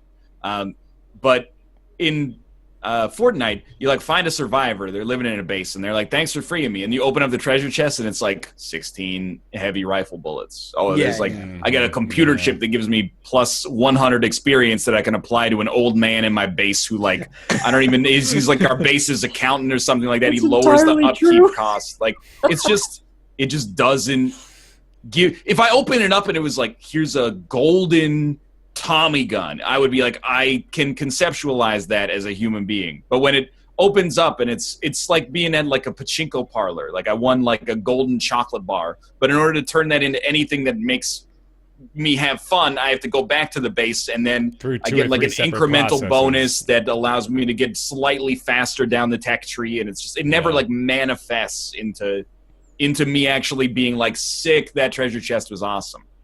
Yeah, you need that visceral connection to the thing you just got so it feels impactful. Mm-hmm. Without that, it's just they're handing you a bunch of papers and telling you to do work and come back later. Yeah, exactly. Well, here's Fortnite. Do a bunch of work, come back later. And then it's just we know bring it back. It's fun to play the game. All the stuff around it is too much. Right. It's a good game surrounded by 70 layers of garbage that you have to wade through first to get to the fun part. Like and the 1/3 of every mission where you build defenses and then shoot zombies is actually completely okay. Yeah. And we're not at the part where we need to pay a bunch of money necessarily to enjoy it either, and that might be a part that's added later. You know, if this ends up being a pay-to-play kind of thing, you might get to a point where the game's too hard to not buy anything to play it. Top stories on Fortnite for Google. Fortnite's community is already at odds over loot crates. So there's your answer as far as that's concerned.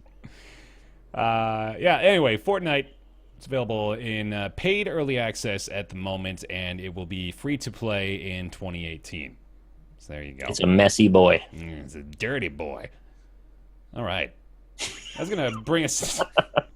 Great transition. This is going to bring us to everybody's favorite segment. It's time for Ask Roundtable. Ask Roundtable is the weekly segment where you send your questions into roundtableyt@gmail.com. We do our best to answer them. And this week's question comes from Justin, who, before we even get into his question, I got to say thank you very much, Justin, for making this fantastic pixel art right here that we're showing Really on screen. good. Like, really good. Apologies. It's sad Mathas, man. It's so perfect. I guess I'm just seen as sad Mathas. You can't really tell, but you even got me wearing a green shirt. And this Yeah. is actually a green shirt, despite my camera washing it out and making it look gray. And side note, if you're a developer and you give me a free shirt, you'll get like 5 years worth of free advertising. So just keep that in mind. And if you're J Smith OTI, you get a little bit here as well. But Yeah, true. appreciate it, Justin. This is awesome. Feels Mathas, man. Question this week Sad from piss. Justin. Who wants to know, do you guys ever go back and watch any of your old videos or just riff a bit on how you guys have progressed or aspects you feel you can improve on? Anybody?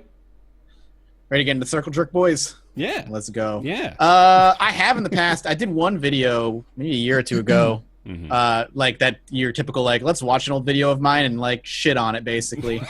Occasionally I'll go back and watch some of this stuff and just like listen to my voice and be like, well, if there's one skill this has given me, it's to have a speaking voice, I guess. And it's been fun to see the progression. But I think as a creator in any sort, YouTube or non, you're always going to look at yourself and be like, well, I can improve like 1,000 other things still. And there's like every day, especially with things like Judge Mathas, I'm like, I can be 100 times better. I need to be better. This is what I need to do, X, Y, and Z to be better. I think it just comes with the territory. I'll freely admit that probably every 6 months to a year or so, I'll go back and I'll just take a little trip down memory lane, man. Looking at all the different series I've done through the years. I don't watch the videos, you know. I'm not that egotistical yet, but you know, it's fun every now and then to go back and just look at all the good times. You know, if you've got to edit and like move stuff over from Twitch, you're going to end up watching your own videos quite a bit. Not that necessarily counts. It's not like you're doing it intentionally, but I do that as well. I can't really say that I've learned a ton from watching myself talk, but I have gotten a lot of good feedback along the way, and I've tried to apply it where I can. Obviously, in the dynamic nature of Twitch and YouTube, we're always trying to improve ourselves, and now I just sound like a PR mouthpiece for some reason. I've told you guys this before, but I do remember very particularly there was it was like my very first complete asshole on YouTube that just like chewed me out for everything he could think of. He was just going at me, but he said a couple of things like you're talking too much over the cutscenes and like other things that I was like, oh, I actually, you know what? You're right. You're right, you unbelievable asshole. You've got a couple of valid points. And I had like a little coming to earth moment there of, oh, you know what? I gotta listen to this. I gotta listen to some feedback. There are nuggets of truth sometimes in people that just have no manners. It's just very difficult to separate out the emotion of that sometimes. And to be self-reflective enough to not beat yourself up too much while still taking the good information out of it. Yeah. Anyway, yeah, like Mathas said, this becomes a little bit of a circle jerk, unfortunately. But thanks mostly for the awesome pixel art, man. That was so cool. Really appreciate that. And if you got a question, I don't watch my own videos. Oh, okay. Well, yeah. You did do a vintage Isaac series before, though. That was in like 2012. I'll say Hilariously you've done enough. Those Do a are old videos now. A vintage Isaac series up next. You can't, it's because if you go back, you know you can't top Grey's Anatomy. It's impossible. Yeah. Yeah, You can't be any better is than that. actually like pretty bad, but it's the gift that keeps on giving. If only someone ever sent you copies of Grey's Anatomy, maybe you could continue playing it one day. If only people could keep sending me copies of Grey's Anatomy so I could keep signing them and giving them to people who request memorabilia at no cost to myself. That's a really good idea. I was hoping that you were starting to like make a house of cards of copies of Grey's Anatomy or something in your office. That'd be Nope, but equally sometimes I get like my parents will be like, "Hey, we like met someone and their son is a big fan of your content. Is there any chance you could send them something?" And I'm like, "Yeah, as long as there's not 9 of them, I got enough." good. Sweet. All right. If you got a question to send us, feel free to send it on over to roundtableyt@gmail.com. That's going to bring us to everybody's favorite segment. After that favorite segment is Ask Round... Sorry, no, that's... Right? Mix weird games. It all just becomes one big word at some point. Nick's Weird Games, the weekly segment where Nick gets a weird game from his collection of very many weird games, and we try to guess what it is based on clues. We got a Nick's Weird Games theme song suggestion from Kevin. Wants to hear a little bit of Paint It Black by the Rolling Stones. You got something for me? Yeah, but I want to preface this by saying, it's no offense meant to you, Kevin, but like at the end of the song, there's no verse, there's no chorus, so it just never actually delivers on the promise that you build through the verses. You know what I mean? It's like a guitar riff at that point, isn't it? It's just verse after verse after verse. So I worry that there's no moment where we all get together and fist pump, but that's fine. That's all right. I've got 3 verses here, but I need to find the part where the karaoke matches up. All right, here we Give go. me a second. Give me a second here. Okay, Thank you to Legends series Paint It Black karaoke, please. All right, it's going. I see a Nick game and I want to make it weird. From a studio that hasn't persevered. I see the box art and it makes me shake my head. Blue robot with a handgun, my God, are you stupid? I see a series and you know that they're all weird. Released just in Japan thanks to investors' fears. 50 new mechanics, but the game is just a snooze. Except for the ancient guides that are found on game FAQs.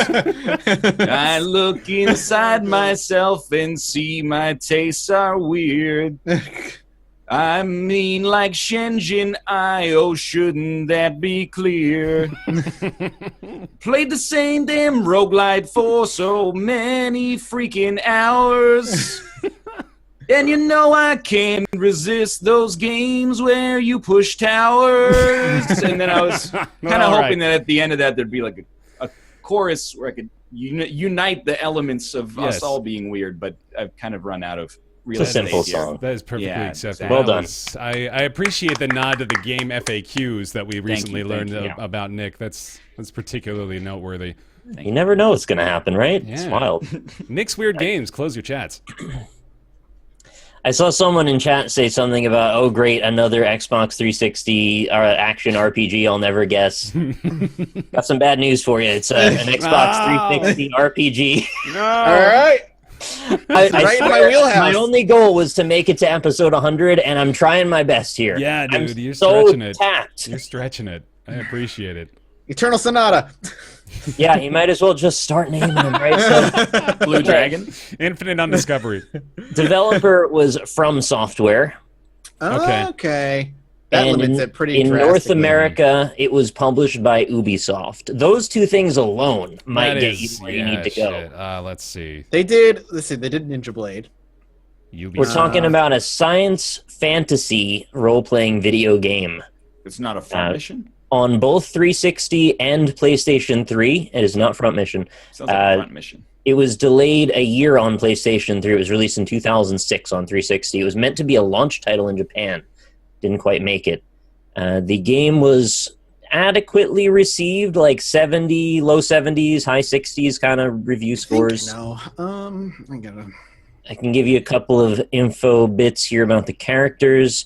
Combat system similar to Final Fantasy Tactics, so it's turn-based strategy, not action real-time. JRPG, obviously, as you probably figured out by From. The story begins at something called Atsuma Studies, where your character wants to become a type of battle magician. I guess you could say. I'm sort of twisting the words a little bit. Along with his friends Makoto and Toya at the Thing's University in Yokohama City. You said it was Ubisoft. God, I feel like I played this game. Is it Enchanted Arms? And Mathas gets another one. Oh my This God! is GameStop 101 like stuff. Like this is like I'm running out of games. It's time to rent shit. And that game was horrendously average. Horrendously average. Like offensively average. I think the box art kind of tells it all, doesn't it? Yeah, Yeah, a the little box bit. art is like it basically is the game. You might as well just look at the box art. I remember this being like one of those games you'd see in the bargain bin a lot. That was like, this one's $2.99, and you just get it to like get the buy two get one free deal because you got 2 games you wanted already, and what do I get? That's like the lower price. You get Enchanted Arms. It's Nice. I don't think it's anything particularly special. I don't know if anybody even played it. Much like all the weird Xbox 360 JRPGs, none of them were particularly special. The more They were you all- bring to our little spotlight here, the more I realize just how inundated with nonsense that genre was through 2005 and I 2009. thought people like Last Remnant at least. That one did okay. Didn't Last it? Remnant, Lost Odyssey, I think was Lost Odyssey was the one that the Loved. guy never dies, right? correct. He's immortal. I did play a little of that. I did just sort of pick an arbitrary timeline there too. It's probably like from I mean, it's 2017 back. I Look guess. at the PS2. The PS2 is the most weird RPGs of any system ever. Yeah. Jersey There's Devil. thousands. Jersey Devil. Is that a game? It's from PS. Yeah, that's a game. No, I've never played it. And it's not an RPG. But Okay. You just wanted to say. Just wanted to Just a say it. little Yeah. I say it's gonna impulse be there. Jersey Devil. I always think about Jersey Devil because my friend, when he was growing up, was like, "I don't like Crash Bandicoot. I played Jersey Devil," and I was like, He's an edgy guy. that mistake has not paid dividends at all. They didn't reboot Jersey Devil, man. Nah, tell Jersey you Devil what. was like a 5. I don't own Jersey Devil, so it's never going to be Jersey Devil. It's one of those weird memories where the box art still makes me nostalgic, even though I didn't even like it at the time of its release. But even heard of it. like when I look at it, I can imagine how I felt when I was like 9 years old. Is it a subtle hockey thing for you too? Like I that's don't what it think is so. there? But No? I understand where you're I coming remember from. this game. Yeah, Jersey Devil, that little purple dude. I remember this. Yeah. Mhm. Shannon Arms. That's right. The battle system had like weird like checkerboard kind of combat. All right, God, no. Jersey Devil looks like actual Garbage. garbage. It's so bad. Have you ever heard of Irritating Stick? Yes. Mhm. Yeah, that was That's another weird puzzle game. another goofy game, dude. Oh yes, I Yeah. do know this. You see one. the box art and you're immediately like, oh shit. Yep. Yeah. All right. There we go. Stick. There we go. Nick's Weird Games. Awesome. Thank you. Can I make it 3 more episodes? Oh, shit. Well, yeah. Hey, everybody. If you missed us, by the way, we mentioned it at the top of the hour, but this is our second show this week. We were on Co-optional Podcast. The VOD for that is over on Total Biscuit's YouTube channel if you want to check it out. We were all guest starring there this week, and of course, you can catch the VOD of this particular episode on mine, Nick, and Mathas's channels on YouTube as well. Thank you very much for joining us here live on twitch.tv/Roundtable Podcast. We'll be live again next week, Friday at 3 p.m. Pacific is the standard there, and you can follow us here on Twitch. Also follow us on Twitter at RoundtablePC to be notified when we go live over there. We want to thank our Patreon supporters over on patreon.com/roundtable, in particular Julian Avelsgaard, Jonathan Graham, Scotty119, Ricky Grist, James Pade, Peter Sinison, Ellis Spice, John Kalchik, O Thomas Games BR, Jakar Sampson, Kolnar with a dance number, Jamie Tinsley, Sohoa, Joseph Boss, Pendulette, Michael Bush Larson, Talks to Wall, TJ Majesty, Chaos Never Gonna Make You Cry, Theorist, Colby Klein, Greenlight, Oren Saltzman, Eric Schooley, Brizzlegrape, Positron, Mythscara, Mediocrities, Justin Sommerfed, Logan Ray. Thank you all very, very much. We want to thank our subs here on Twitch as well, which according to the alerts log are no one. There are no events. Awesome. There they go. Hold on. Getting them. There they are. Corny-eyed butt cat. Let me correct that one. Captain Sharpie Guy. My BFF Jake Neku Soul. Dr. Zeus. Prosite, rather. Thank you guys very much. Appreciate all the support. Patreon, Twitch, what have you. Really, really appreciate you guys keeping the show going. And thank you very much for watching. We'll be back next week. Let me find the music to send us off really fast here. Thanks for watching. We'll see you next time. Goodbye. Goodbye. Bye, everybody. Later.